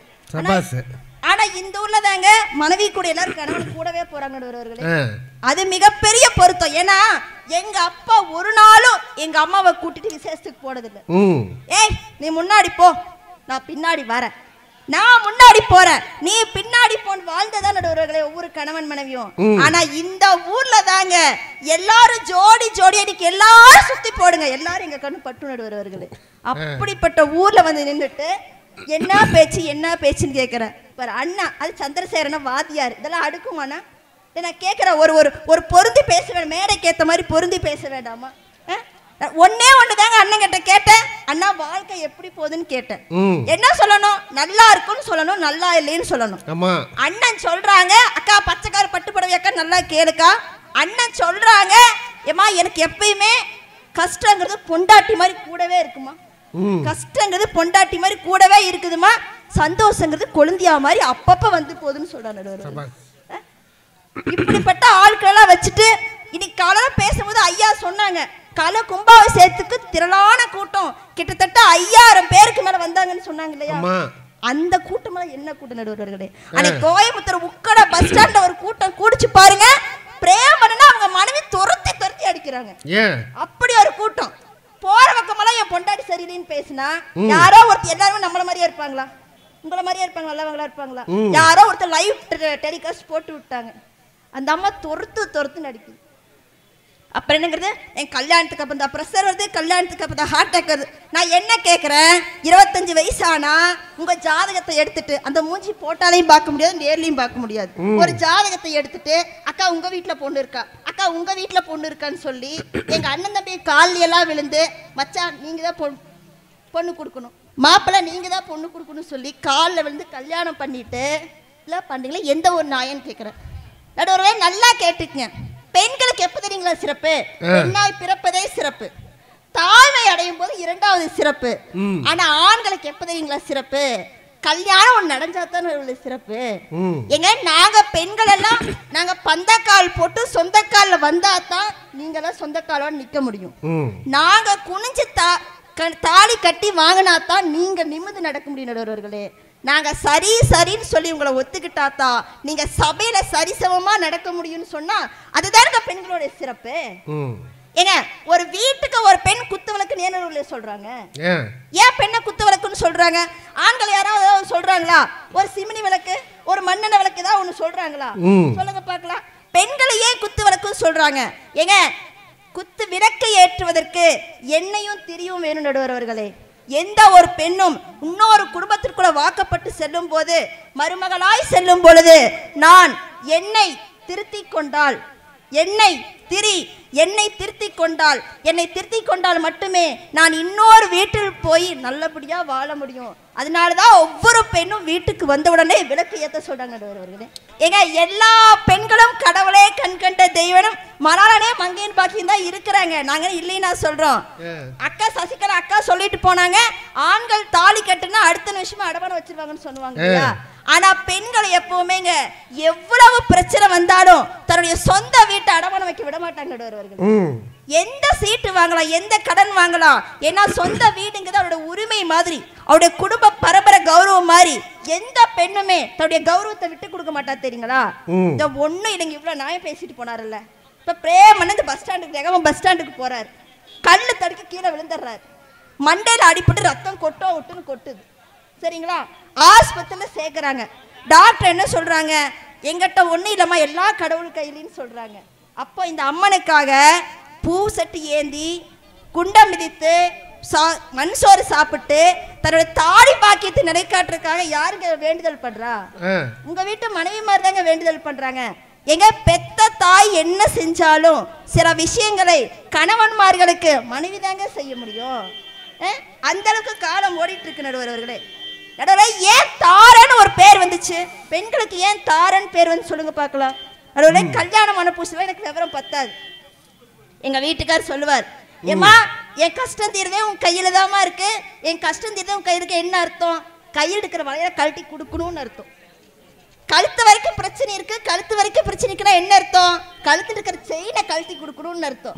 நான் சொல்றது காதலியே விழுகலையா? நான் சொல்றது காதலியே அர்த்தம், காதல் இருக்கிற கம்மலை கழட்டி கொடுக்கணும்னு அர்த்தம்.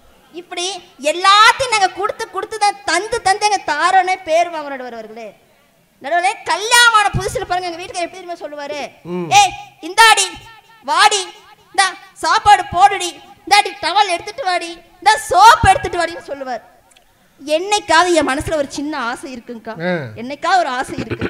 என்னைக்காவது ஒரு நாளைக்கு இந்தாடா காப்பி, இந்தாடா சட்டை, இந்தாடா வேஷ்டி அப்படின்னு கொடுக்கணும் ஆசை இருக்குது. ஆனா என்ன எது வெளிக்காட்ட முடியாது. ஏன்னா பெண்களுக்கு ஒழுக்கம் இல்லை, பெண்களுக்கு மரியாதை இல்லைன்னு சொல்லுங்க. ஏங்க எங்க வீட்டுக்காரர் எத்தனை செஞ்சாலும் எங்க அம்மா வீட்டுல நான் விட்டு கொடுக்க மாட்டேன் வருவர்களே. கல்யாணம் வைக்கும் போது 50 பவுன் நகை போட்டாங்க, 50 பவுன் நகை போட்டாங்க. இப்ப எங்க இருக்கு? முத்தூட் பைனான்ஸ்ல பத்திரமா இருக்குது. எங்க அப்பா பாக்குறப்பெல்லாம் கேக்குது, எங்கடி 50 பவுன் நகைக்கான 50 பவுன் நகைக்கான. நான் சொன்னேன் பத்திரமா வச்சிருக்கமா, தேஞ்சு போயிடும். வெளியேட்டு வந்தா கண்ணு பட்டுருன்னு சொல்லி என் புருஷ மனத்தை நான் காப்பாத்திட்டு இருக்கிறேன். இங்க வந்து ஒவ்வொரு பெண்களும் குடும்பத்தை காப்பாத்துதல்னு சொல்றாங்க. எந்த விதத்தில் வச்சிருக்கணும் சொல்லுங்க பார்க்கலாம். அன்னைக்கு என்ன சொன்னாங்க, மாமி குடும்பத்தை பிரிக்கிறாங்களா? ஆமா, நாங்க வந்து பிரிக்கிறோம் உங்க குடும்பத்தை, நீங்க பாத்தீங்களாக்கு நான் கேட்கிறேன். ஏங்க அன்னைக்கு எங்க மாமியார், அன்னைக்கு எனக்கு எங்க மாமியார் சண்டை வருவார்களே, நான் சொன்னேன், எங்க வீட்டுக்காரர் வந்தார், நான் சொன்னேன் ஒண்ணு நான் இருக்கணும் இல்ல உங்க அம்மா இருக்கணும், இல்ல நான் இருக்கணும் இல்ல உங்க அம்மா இருக்கணும்னு சொன்னேன். எங்க வீட்டுக்காரர் சொல்றாரு 2 பேர் வெளியில போங்க, வேலைக்காரி மட்டும் இருந்தா போதும்னு சொல்றாரு. அப்படிதான் குடும்பம் நடத்திட்டு இருக்கோம். என்னமோ சொன்னாங்க பெண்கள் பிரிக்கிறாங்க, தனி கொடுத்தனம் போறாங்க அப்படின்னு. அன்னைக்கு கல்யாணமான புதுசுல எங்க மாமியார் போன் பண்ணாங்க. டெய்லி காலை எந்திரிச்சோன்னு இந்த பொண்ணுக்கு போன் பண்றதுக்கு, அடியே தங்கம், அடியே செல்லம், புருஷனை கைக்குள்ள போட்டுட்டியா, புருஷனை முந்தான முடிச்சு வச்சுட்டியா, எனக்கு கோயில் தின்னூரா புருஷன் முந்தான போட்டு முடிச்சு வைக்கிறதுக்கு, இன்னும் தனி கொடுத்தனம் போயிட்டியா அப்படின்னு கேட்குறாங்க. மகள் தனி கொடுத்தனம் போன கெட்டிக்காரியாமா, மருமகள் தனி கொடுத்தனம் போன மோசக்காரி நடுவர்களே. இதெல்லாம் எந்த ஒரு சபையில் நீங்க கேட்பீங்க சொல்லுங்க பார்க்கலாம். இதெல்லாம் தெரியும். பிரேமன் வந்து என்ன வேணா பேசிட்டு போறாரு. இவங்க பேசுறது எப்படி தெரியுங்களா இருக்கு, பகல்ல பசுமாடே தெரியாதா, இருட்டுல எருவ மாடு தெரியுதா, அந்த கதையை இவங்க பேசிட்டு போயிருக்காங்க நடுவர்களே. ஏங்க ஆண்களும் பெண்களும் இன்னைக்கு எந்த காலத்துல இங்க இருக்கிறீங்க, இன்னைக்கு ஆணும் வேலைக்கு போறா, பெண்ணும் வேலைக்கு போறா. நான் ஒன்னே ஒண்ணு கேட்கறேங்க, இந்த நம்ம எத்தனையோ ஆண்கள் வேலைக்கு போயிட்டு வராங்க, சாயந்தரம் வந்தோன்னே என்ன சொல்றாங்க, அம்மா ரொம்ப டயர்டா இருக்குமா, நான் கொஞ்ச நேரம் படுத்துக்கிறேம்மா, ரெஸ்ட் எடுத்துக்கிறோமா அப்படின்னு சொல்லி போய் படுத்துக்கிறாங்க. ஆனா என்னைக்காவது பெண் வந்து ஏங்க எனக்கு டயர்டா இருக்குங்க, நீங்க கொஞ்சம் நான் ரெஸ்ட் எடுத்துக்கிறேங்க, பிள்ளைங்களுக்கு சோறாக்கிருங்க சொல்லுவாங்களா? ஏங்க பெண் மட்டும்தாங்க குடும்பத்தையும் பார்த்துக்கிறா, தொழிலையும் பார்த்துக்கிறா, தன் குழந்தையும் பார்த்துக்கிறா. எப்படி நீங்க பெண் எந்த பக்தி இல்லை பண்பாடு இல்லைன்னு சொல்றீங்க? எங்க இறைவனுக்காக எத்தனையோ பேர் தொண்டு செஞ்சிருக்காங்க. நம்மளுக்கு எல்லாரும் தெரியும் ராஜராஜ சோழன். ராஜராஜ சோழன் நல்லா தெரியும். அவர் பெருவுடையார் கோயிலை கட்டினாரு. அந்த கோயிலுக்கு தினந்தோறும் விளக்கு ஏத்தணும்னு சொல்லி ஊர்ல இருக்கிற அத்தனை பேத்துக்கும் ஆடு மாடு எல்லாம் வாங்கி கொடுத்தாரு. ஒரு மாசத்துக்கு ஒரு குடும்ப விளக்கு ஏத்தணும். அதே மாதிரி ஒரு மாதிரியான ஒருத்தர்கிட்ட கொடுத்து இந்த மாசத்துக்கு இந்த விளக்கு ஏத்துங்கன்னு சொன்னாங்க. அந்த விளக்கு ஏத்துன்னு சொல்லும் போது ஒரு மாசத்துல 23 நாள் முடிஞ்சுது. மீது 7 நாள் விளக்கு ஏத்துல. அரசன் இல்லையா, அரசன் வந்து கேட்கிறான். அரசன் வந்து கேட்கிறான், ஏமா ஒரு வாரம் விளக்கு ஏத்துலன்னு. அப்ப சொல்றாங்க, நேரம் அந்த பெண் வீட்டுல போய் இறங்குறாங்க. அந்த பெண் சொல்றா, அப்படியே கை குழந்தையோட வர்றா, கை குழந்தை அழுது கீழே இறங்குது. அரசன் கேட்கிறான், ஏன் ஒரு வாரம் விளக்கு போடல அப்படின்னு கேட்டா அந்த பெண் சொல்கிறாள், போன மாதத்தில் வந்த புயலும் வெள்ளமும் எங்களை ஆடெல்லாம் அடிச்சுட்டு போயிருச்சு, என் கணவனையும் அடிச்சுட்டு போயிருச்சுன்னு சொல்றான்.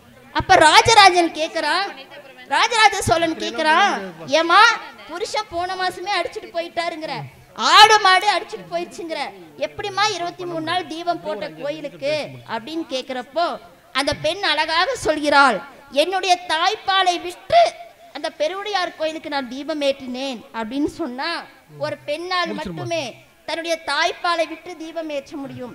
எனவே இல்லறத்திலும் சரி இறைப்பணியிலும் சரி பெண்கள் தான் சிறந்தவர்கள் என்று சொல்லி நல்ல வாய்ப்புக்கு நன்றி கூறி விடைபெறுகிறேன். நன்றி, வணக்கம். இந்த நல்லதொரு நிகழ்வை அருமையாக நடத்தி கொண்டிருக்கக்கூடிய கோவிலுடைய நிர்வாக குழுவை சார்ந்தவர்களே, இங்கே கூடியிருக்கக்கூடிய அன்பர் பெருமக்களே, உங்கள் அனைவருடைய பாதத்தையும் தொட்டு வணங்கி இந்த பட்டிமன்றத்தை துவங்குகிறேன். ஐயா, என்னுடைய உரையை துவங்குகிறேன். நடுவர் அவர்களுக்கு நல்ல வணக்கம். நடுவர் அவர்களே, எண்ணெயை சார்ந்த 2 பேரும் பரிதாபமாக உட்காந்துட்டு இருக்கிறாங்க பாருங்க. நீல சட்டை, அங்கே ஒன்று மஞ்சள் சட்டை, 2 கண்ணாடி போட்டுட்டு இப்போவோ பிறகோன்னு உட்காந்துருக்குது. இந்த இவங்கள பாருங்க 3 பேரும். அது இந்த புவனா வந்து என்ன பேச்சு பேசுனா, முதல்ல வந்த சசிகலா சொல்லவே வேண்டாம், பேசிட்டு ஓடியா போயிட்டாங்க. திருப்பி கல்லடி வாங்குவோம்னா என்னமோ தெரியல, பேசின உடனே ஓடிட்டாங்க நடுவர்களே. 2வதா 2 பேர் உட்காந்துட்டு இருக்காங்க. என்ன பட்டு சேலை, என்ன மேக்கப்பு, என்னை சேர்த்தா சொல்றேன் நடுவர்களே. அப்புறம் சொன்னா புவனா வந்து பேசிட்டு போனா, அதாவது கல்யாண வயசு வந்தால் எதுக்கு ஜாதகத்தை தூக்கிட்டு அங்கே இங்கேயும் அலையிறீங்க, ஆண்களுக்கு கல்யாணம் பண்ணணும் அப்படின்னு சொல்லி கேட்டாங்க. நடுவர்களே, அதே தான் நாங்களும் சொல்ல வரோம். அறிவு இருந்து ஆண்கள் கல்யாணம் பண்ணிக்குவாங்களா சொல்லுங்க? இல்லாதனால தானே பண்ணிக்கிறாங்க, அதனால தான் நடுவர்களே பண்ணிக்கிறாங்க. ஏன் எப்பவுமே ஆண்களுக்கு அறிவு ரொம்ப கம்மி, அதை தான் நாங்களும் சொல்ல வரோம். அப்புறம் வந்து கேட்டாங்களாமா, உங்க அம்மா இருக்கணும் இல்லைன்னா எங்க அம்மா இருக்கணும், இல்லை உங்க அம்மா இருக்கணும் இல்லைன்னா நான் இருக்கணும் 2 பேர் கேட்டாங்களாமா. அப்புறம் அப்படி சொன்னா இன்னொருத்தர் அந்த பையன் என்ன சொல்லுவான்? நீங்க 2 பேரும் இருக்க வேண்டாம், வேற ஒருத்தர் கூட்டி வரேன்னு சொல்லுவானா மாட்டாங்க நடுவர்களே. வீட்டுல வந்தா மகளும் மருமகனும் அட்ஜஸ்ட் பண்ணி இருந்துதான் ஆகணும். மாமியார் கூட மருமக இருந்துதானே ஆகணும். இருக்குனுங்கிற எண்ணத்தோட வீட்டுக்கு வந்தா தானே ஆகும் எந்த பெண்களாக இருந்தாலும். நான் உண்மை சொல்றதுனால நேரா பேசுறேன் நடுவர்களே. அப்புறம் இப்போ இறை பக்தின்னு எடுத்துட்டோம். எல்லா ஆண்களும் கோயிலுக்கு வர்றாங்க. அவங்களுடைய வேண்டுதல் என்ன தெரியுமா நடுவர்களே? கோவில்ல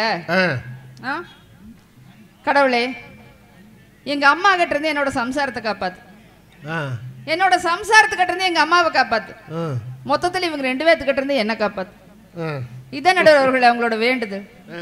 ஆமா, இந்த பெண்கள் கோவிலுக்கு வர்றாங்க. சரி, என்னையும் சேர்த்தி தான் சொல்றேன். அழகான பட்டு சேரி, அழகான நகை நட்டு, சேலைக்கு மேட்சா பிளவுஸு, பிளவுஸுக்கு மேட்சா பொட்டு, பொட்டுக்கு மேல செட்டு, அதுக்கு மேல செருப்பு நடுவர்களே அதுக்கு மேட்சா. எதற்கு இந்த ஆடம்பரம் கோவிலுக்கு? எப்பொழுதுமே இறைவன் எளிமையை தான் விரும்புவார் நடுவர்களே. கோவிலுக்கு வரும்போது தேவையில்லாத ஆடம்பரங்கள் தேவையில்லை. இதை என்ன மாதிரி பெண்கள் புரிஞ்சுக்கணும் நடுவர்களே. சரிங்களா? உங்களை மாதிரி ஆண்கள் வந்து கரைவா சரியா புரிய வைக்கணும் அப்படின்னு சொல்லிட்டு, அப்புறம் பக்திக்கு அடிப்படையாக இருப்பதே என்ன தெரியுங்களா? தொண்டு தான் நடுவர்களே.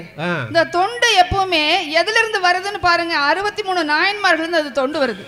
திருநாவுக்கரசர் அழகாக தொண்டு செய்தார் அப்படின்னு நம்ம பாக்குறோம். உளவார பணியை ஆரம்பிச்சது திருநாவுக்கரசர் தான் நடுவர்களே. அப்படி இருந்த காலத்திலே இன்றைக்கு வரைக்கும், அன்னையிலிருந்து இன்றைக்கு வரைக்கும் கும்பாபிஷேகம் அப்படின்னா ஆண்கள் தான் அதை முன்னிறுத்தி நடத்துறாங்க. இங்க பாருங்க, ஆண்கள் கூட்டம் தான் எல்லாத்தையும் கவனிச்சுட்டு இருக்குது. உள்ள கோவிலுக்குள்ள போய் பாருங்க, ஆண்கள் கூட்டம் தான் எல்லாம் கவனிச்சுட்டு இருக்குது. எங்களை மாதிரி பெண்கள் வெட்டி அரட்டை தான் அடிச்சுட்டு இருக்கிறோம் நடுவர்களே. அப்படி இருக்கும்போது இறை பக்தியில் சிறந்தவர்கள் பெண்கள் தான் எப்படி சொல்ல முடியும் நடுவர்களே? ஒன்றும் இல்லைங்க. நான் எப்பவுமே எங்க வீட்டுக்காரர் கோவிலுக்கு வந்தானே எப்பவுமே ஒரு வேண்டுதல் வச்சுப்பேன். நான் என்ன தெரியுங்களா? எங்க அம்மாவுக்கு உடம்பு சரியில்லாம போச்சுன்னு வச்சுங்களேன், எங்க வீட்டுக்காரர் தீச்சட்டி எடுப்பார்னு வேண்டிக்குவேன் நடுவர்களே. உங்க அம்மாவுக்கு உடம்பு சரியில்லை? எங்க அம்மாவுக்கு உடம்பு சரியில்லை, எங்க வீட்டுக்காரர் தீச்சட்டி எடுக்கவான்னு வேண்டிப்பேன். என் தங்கச்சிக்கு என்ன கல்யாணம் ஆகல, உடனே எங்க வீட்டுக்காரருக்கு அழகு ஊத்துறேன்னு வேண்டிப்பேன் நடுவர்களே. என்ன இப்படி பாக்க? என் தம்பி இன்னும் பள்ளிக்கூடத்துல படிச்சுட்டு இருக்கான், +2. உடனே நான் என்ன வேண்டிக்குவேன்? எங்க வீட்டுக்காரர் தீ மிதிப்பார்னு வேண்டிப்பேன் நடுவர்களே. சரிங்களா? எங்க வீட்டுக்காரர் வந்து என்ன கேட்டாரு, ஏம்மா படிக்கிறது உன் தம்பி, உங்க அம்மாவுக்கு உடம்பு சரியில்லை, உன் தங்கச்சி கல்யாணம் ஆன ஏமா வேண்டுதல் எல்லாம் எனக்கு வைக்கிறேன்னு கேட்டார் நடுவர்களே. அதுக்கு நான் சொன்னேன், ஏங்க எனக்கு இருக்கிறது ஒரே ஒரு வீட்டுக்காரர் நீங்க தானே நடுவர்களே அப்படின்னு எங்க வீட்டுக்காரர்கிட்ட கேட்டேன். எனக்கு இருக்கிறது ஒரே ஒரு வீட்டுக்காரர் நீங்க தானே, அப்ப உங்களை விட்டுதானுங்க வேண்டிக்க முடியும்னு சொன்னேன் நடுவர்களே. அன்னையில இருந்து இன்னைக்கு வரைக்கும் பாருங்க, என்ன நடந்தாலும் எங்க வீட்டுக்காரருக்கு மொட்டை அடிக்கிறேன் வேண்டிப்பேன் நடுவர்களே. எப்பவுமே எங்க வீட்டுக்காரர் முடி இல்லாம தான் சுத்திட்டு இருந்தாரு, இல்லைனாலும் முடி வரதில்ல. அவருக்கு எட்டப்பா என்ன சொல்லிக்கிறாரு, என் பொண்டாட்டி மொட்டை அடிச்சுட்டான்னு சொல்லிட்டு தெரிஞ்சிட்டு இருக்காரு நடுவர்களே. உண்மையிலுமே என்ன நடக்குதுன்னா, எப்பவுமே வேண்டுதல் வச்சு நாங்க வீட்டுக்காரருக்கு மொட்டை அடிச்சு விட்டுறேன் நடுவர்களே. அவரை பார்த்தா பாவமா இருக்குதுங்களா இல்லையா உங்களுக்கு? கண்டிப்பா சொல்லுங்க. அப்படி ஆண்கள் எப்பவுமே பெண்களுக்கு பலிகடாயிட்டே தான் இருக்கிற நடுவர்களே. அதை விடங்க, ஒருவேளை சந்தோஷமா இருந்தான்னு வச்சுங்களேன், எங்க வீட்டுக்காரர் நான் எப்படி தெரியுமா கொஞ்சுவேன், அடே அன்புல நீங்க பிரிட்டானியா மாதிரி இருக்கிறீங்க, அறிவுல நீங்க குட்டே மாதிரி இருக்கிறீங்க அப்படின்னு சொல்லுவேன், வீரத்துல நீங்க டைகர் மாதிரி இருக்கிறீங்க அப்படின்னு சொல்லுவேன், விவேகத்துல நீங்க லிட்டில் ஹார்ட் மாதிரி இருக்கிறீங்க அப்படின்னு சொல்லுவேன், குணத்துல நீங்க மேரி கோல்டு மாதிரி இருக்கிறீங்க, மொத்தத்துல நீங்க ஒரு பிஸ்கோத்துன்னு சொல்லுவேன் நடுவர்களே. சரிங்களா? எங்க வீட்டுக்காரர் அதுக்கப்புறமா ஐயோ நல்லா இருந்தா கூட சாமி நீ என்கிட்ட ஆசையா 2 வார்த்தை பேசுன்னு கேட்கவே மாட்டார் நடுவர்களே. இங்க வாழ்க்கை இப்படிதாங்க போயிட்டு இருக்குது. இப்ப என்ன கல்யாணம் பண்ணி கொடுத்ததுக்கு அப்புறமே எங்க அப்பா பார்க்க வந்தார். உடனே என்னோட வீட்டுக்காரர் கேட்டாரு, உங்க பொண்ணு கிளி மாதிரி இருக்குப்பா, கிளி மாதிரி இருப்பான்னு சொல்லி என்னை கட்டி வச்சிங்களே மாமா, இப்படி பண்றாளே, எப்ப பார்த்தாலும் என்னை துரத்தி வெட்டுறாளே, அடிக்கிறாளே, கொல்றாளேன்னு கேட்டார். உடனே எங்க அப்பா சொன்னாரு, அது ஒண்ணும் இல்லைங்க, என் பொண்ணு வந்து வெட்டுக்கிளிங்க மாப்பிள்ள, பின்ன முன்னாடி இருந்தது மட்டும் சொல்லிட்டா பின்னாடி இருந்தது சொல்லேன்னு சொன்னார் நடுவர்களே. சரிங்களா? அப்படி வாழ்க்கை ஆண்களுக்கு எப்பவுமே இப்படி போயிட்டு இருக்குது, பெண்களான எங்களுக்கு எப்பவுமே ஜாலியாக தான் போயிட்டு இருக்கு நடுவர்களே. இப்போ ஒரு ஃபேமிலி ஃபங்க்ஷன் வந்துச்சுன்னு வச்சுங்களேன், நாங்கள் புதுசாக சேலை வாங்குவோம், ஜாக்கெட் வாங்குவோம், அது வாங்குவோம், இது வாங்குவோம், கோயில் ஃபங்க்ஷனாக இருந்தாலும் சரி, மொத்தத்தில் நாங்கள் பிடுங்குறதெல்லாம் தேவையில்லாத ஆணியாக தான் இருக்கும். ஆனால் எல்லாத்துக்கும் பலிகடை ஆகிறது யாரு, சம்பாரிச்சு கொடுக்கறது யாரு? ஆண்கள் தானே நடுவர்களே. அப்போ இவங்கெல்லாம் இப்படி இருந்தாதான் நாங்க எப்பவுமே சந்தோஷமா ரிலாக்ஸா இருக்க முடியும். அதனால இல்லறத்திலும் இறை பக்தியிலும் எப்பொழுதுமே சிறந்து விளங்குவர்கள் ஆண்கள் தான். அதற்கு பின்னாடியா இருந்து எத்தனை தொந்தரவுகள் கொடுத்தாலும் சரி, ஆண்கள் எப்பவுமே நல்ல ஜம்முன்னு தான் இருக்காங்க. எதுக்கால உட்காந்துருக்காங்க பாருங்க அந்த தம்பி மாதிரி. ஆகவே இல்லறத்திலும் இறை பக்தியிலும் சிறந்து விளங்குவர்கள் ஆண்கள் தான் அப்படின்னு நீங்க உண்மையிலுமே தீர்ப்பு சொல்லுங்க. உங்களுக்கு சாதகமா தான் பேசிடுறேன் என்று சொல்லி நல்ல வாய்ப்புக்கு நன்றி கூடி விடைபெறுகிறேன். நன்றி, வணக்கம். கோடிட்ட முந்தானை குஞ்சி குலைந்தாட கோலமையில் போல வருவாள், கொடியோடும் இடையாட எடையோடு கனியாட குழல் மூடி ஆடி வருவாள், காடிட்ட வெண்பூக்கள் கடைவாயில் நின்றாட கஞ்சாடை நடனம் விடுவாள், கட்டான திருமேனி பட்டாளம் கொண்டென்னை கைதாக்கி சிறையில் இடுவாள், ஊடிட்டு கூடிட்டு உடலோடு சுவையிட்டு உறவாடும் வஞ்சிமயிலை உள்ளத்தின் உள்ளூரும் கல்லோடு கதையாக்கி உயரத்தில் ஏற்று மனமே, அன்பான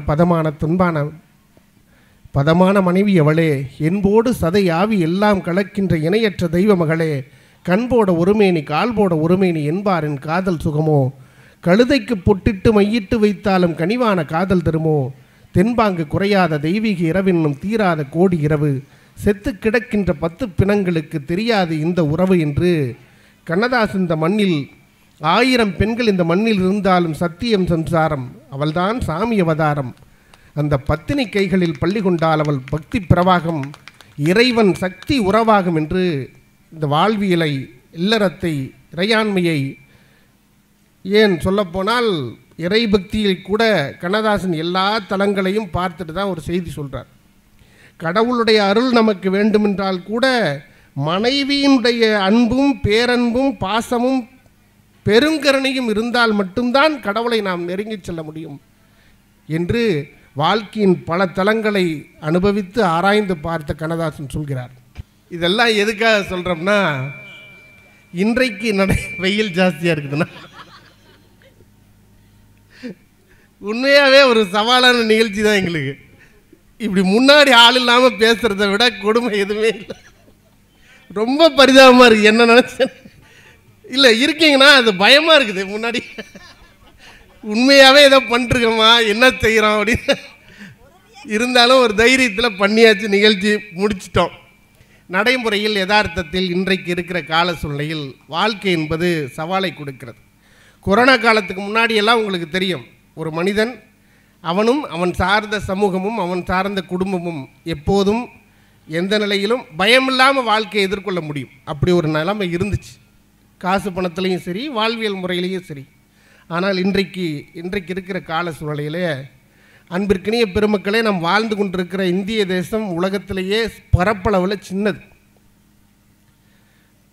இந்த பரப்பளவில் சின்னதாக இருக்கிற இந்த ஒரே தேசத்தில் மட்டும் உலகம் என்கின்ற இந்த பிரபஞ்சத்தில் 9.8 பில்லியன் மக்கள் உயிர் வாழ்கிறாங்களாம். இன்றைக்கி நிலைமைக்கு கணக்கு போட்டிங்கன்னா, நீங்கள் ஃபோனில் இருக்கிற கூகுளில் பார்த்தீங்கன்னா தெரியும். 9.8 பில்லியன் அப்படின்னா என்னென்னா, நம்ம தமிழ் கணக்கில் 800 கோடி பேர் வாழ்கிறோம் இந்த உலகத்தில். இந்த 800 கோடி பேர் வாழ்கிற உலகத்தினுடைய மக்கள் தொகையில் நம்ம இந்தியாவுக்குள்ளே மட்டும் 140 கோடி பேர் இருக்கிறான். 800 கோடி பேர் வாழ்கிற உலகத்தில், இவ்வளோ பெரிய உலகத்தில் இந்தியாவை நீங்கள் மேப்பில் பார்த்தீங்கன்னா தெரியும், இத்திரூண்டு இருக்கும். இந்த சின்ன தேசத்துக்குள்ளே 140 கோடி பேர் இங்கேயே இருக்கிறான். நம்மளால் அவ்வளோ கஷ்டப்பட்டு உழைக்கிறான். 140 கோடி பேர் வாழ்கிற அளவுக்கு இங்கே வாழ்க்கை முறை இல்லைங்க, வசதி வாய்ப்பு இல்லைங்க, இயற்கை வளங்கள் இல்லைங்க, குடிக்க தண்ணி இல்லைங்க, சாப்பாடு இல்லைங்க, எல்லா பக்கத்திலும் பிரச்சனைகள் இருக்குது. இதையெல்லாம் வென்று ஒரு மனிதன் தன்னைத்தானே நிலைநிறுத்திக் கொள்வதே இங்கே சவால். ஏழை மனதை மாளிகையாக்கி இரவும் பகலும் காவியம் பாடி நாளை பொழுதை இறைவனுக்கு அளித்து நடக்கும் வாழ்வில் அமைதியை தேடு என்ற கண்ணதாசன் வைர வரிகள் சொல்லுவதைப் போல இன்றைக்கு இருக்கிற இந்த வாழ்க்கையில் கிடைத்திருக்கிற, இப்போது நாம் வாழ்ந்து கொண்டிருக்கிற இப்பிறவி தப்பினால் எப்பிறவி வாய்க்குமோன்னு சொல்கிறாங்க. இப்படி ஒரு பிறவி கிடைக்குது, இதுவே சாதாரணமாக கிடைக்கிறது இல்லையாங்க. சாலித்தியம் என்கின்ற ஒரு அறநூல் சொல்லுது, 17 பிறவிகள் தாண்டியதற்கு பிறகு 18ஆவதாக ஒரு பிறவி கிடைச்சா அதுதான் மனுஷ பிறவியா. நாயா, நரியா, பன்றியா, கழுதையா, பூரானா, ஒட்டகமா 17 பிறவி தாண்டணும்.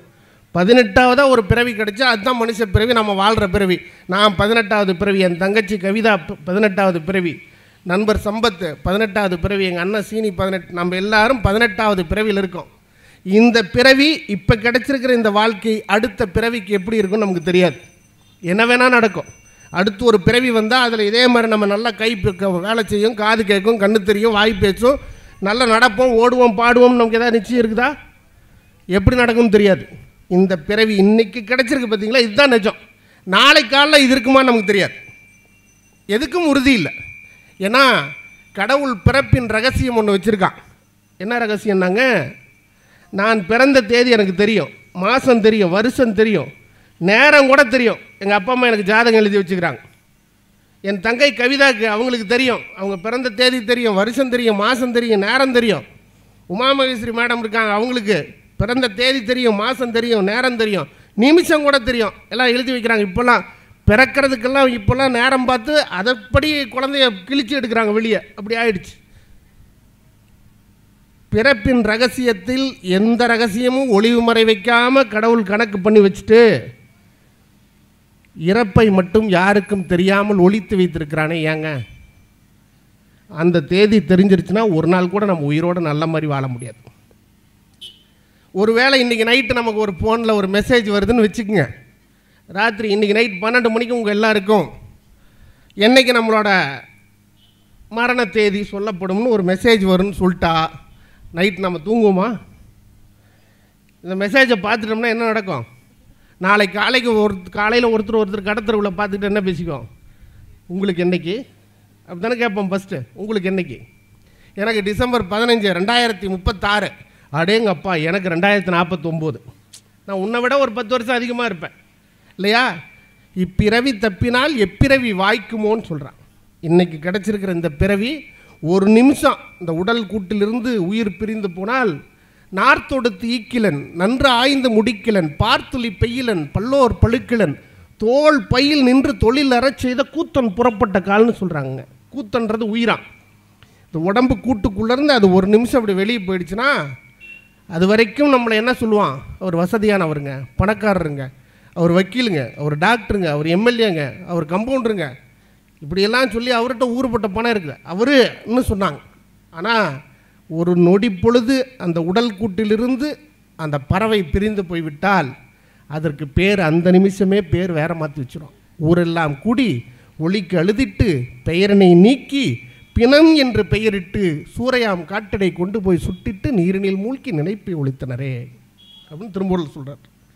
அந்த ஒரு நிமிஷ பொழுதில் நம்முடைய வாழ்க்கை முழுவதும் அடங்கி போய்விடும் என்றால் அப்படி கிடைத்திருக்கிற இந்த அற்புதமான பிறவியை எத்தனை வலிமையானதாக, எத்தனை மகிழ்ச்சியானதாக, எத்தனை சந்தோஷமானதாக, எத்தனை பொக்கிஷமாக நாம் நினைத்து வாழ வேண்டும் என்றால் அந்த வாழ்க்கைக்கு பின்னிருந்து இயக்குகிற சக்தி ஒரு ஆணுக்கு பெண் துணையாக இருக்கலாம்.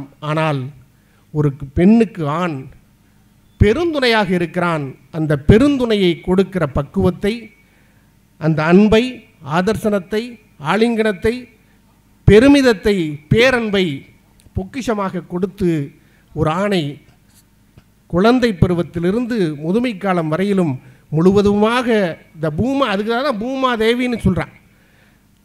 இந்தியாவில் இருக்கக்கூடிய நதிகளுக்கெல்லாம் பேர் என்ன பாருங்கள், எல்லாமே பெண் பெயராக வச்சுருப்பாங்க. என்னத்துக்கு காரணம்னா ஒரு மண்ணை வாழ்விக்க செய்யும் மகத்துவம் எங்கே இருக்கிறது என்றால் ஒரு பெண்ணிடத்தில் தான் இருக்கிறது. அதனால்தான் பெண்ணே எப்பொழுதும் பெருந்தெய்வமாக இருந்து காக்கிறாள் என்பதால் பெண்ணில் பெருந்தக்க யாவுல என்று சொல்கிறாங்க. பெண்ணை காட்டிலும் ஒரு பெரிய பெருமை இந்த மண்ணில் இல்லை என்பதால் இறைபக்தியிலும் இல்லறத்திலும் வாழ்வியலிலும் எல்லா நிலைகளிலும் ஒரு மனிதனுடைய பிறப்பில் ஆணை முன்னிருந்து காக்கின்ற சக்தியாக, வழிநடத்துகின்ற மனைவியாக, பெற்றெடுக்கிற தாயாக, பிறந்து வந்த பெண்ணாக எல்லா நிலைகளிலும் ஒரு ஆணை புதிதாக்கவும் புனரமைக்கவும் மிகப்பெரிய சக்தியாக இருந்து உய்விக்க செய்கின்ற அளப்பரிய பணியை ஆற்றுகின்ற பிறவியாக பெண்ணே இருப்பதால் பெண்ணே பெண்ணே பெண்ணே எப்போதும் இறையிலும் இறைபக்தியிலும் இல்லறத்திலும் சிறந்து விளங்குகிறாள் என்று சொல்லி இந்த சவாலான சமூகத்திலே, சவாலான நேரத்தில், சவாலான சூழ்நிலையில் இந்த வாய்ப்பினை கொடுத்தமைக்காக உங்கள் அத்தனை பேரையும் வணங்கி மீண்டும் ஒரு நல்ல சந்தர்ப்பத்தில் எல்லா மக்களும் முன்னாடி உட்காந்து வேறு எந்த நிகழ்ச்சியும் இல்லாமல் எங்கள் பட்டிமன்றம் மட்டும் கேட்குற மாதிரி ஒரு நல்ல சந்தர்ப்பத்தில் ஒரு நல்ல நிகழ்ச்சி கிடைத்தால் அன்றைக்கு இதைவிட இன்னும் நல்ல நிகழ்ச்சியை உங்களுக்கு கொடுப்போம் என்று சொல்லி, பெற்றதாய் மகன் மறந்தாலும், பிள்ளை பெறும் தாய் மறந்தாலும், கற்ற நெஞ்சகம் கலை மறந்தாலும், கண்கள் நின்று இமைப்பது மறந்தாலும், உற்ற தேகத்தை உயிர் மறந்தாலும், உயிரை மேவிய உடல் மறந்தாலும் உன்னை என்று மறவேன் என் உயர்தனை தமிழை என்று அன்னை தமிழை மீண்டும் வணங்கி விருப்பமே இல்லாமல் விடைபெறுகின்றேன். நன்றி, வணக்கம். இந்த தகவல் உங்களுக்கு பிடிச்சிருந்தா லைக் பண்ணுங்க, உங்க ஃப்ரெண்ட்ஸுக்கு ஷேர் பண்ணுங்க, மறக்காம எங்க சேனலுக்கு சப்ஸ்கிரைப் பண்ணுங்க.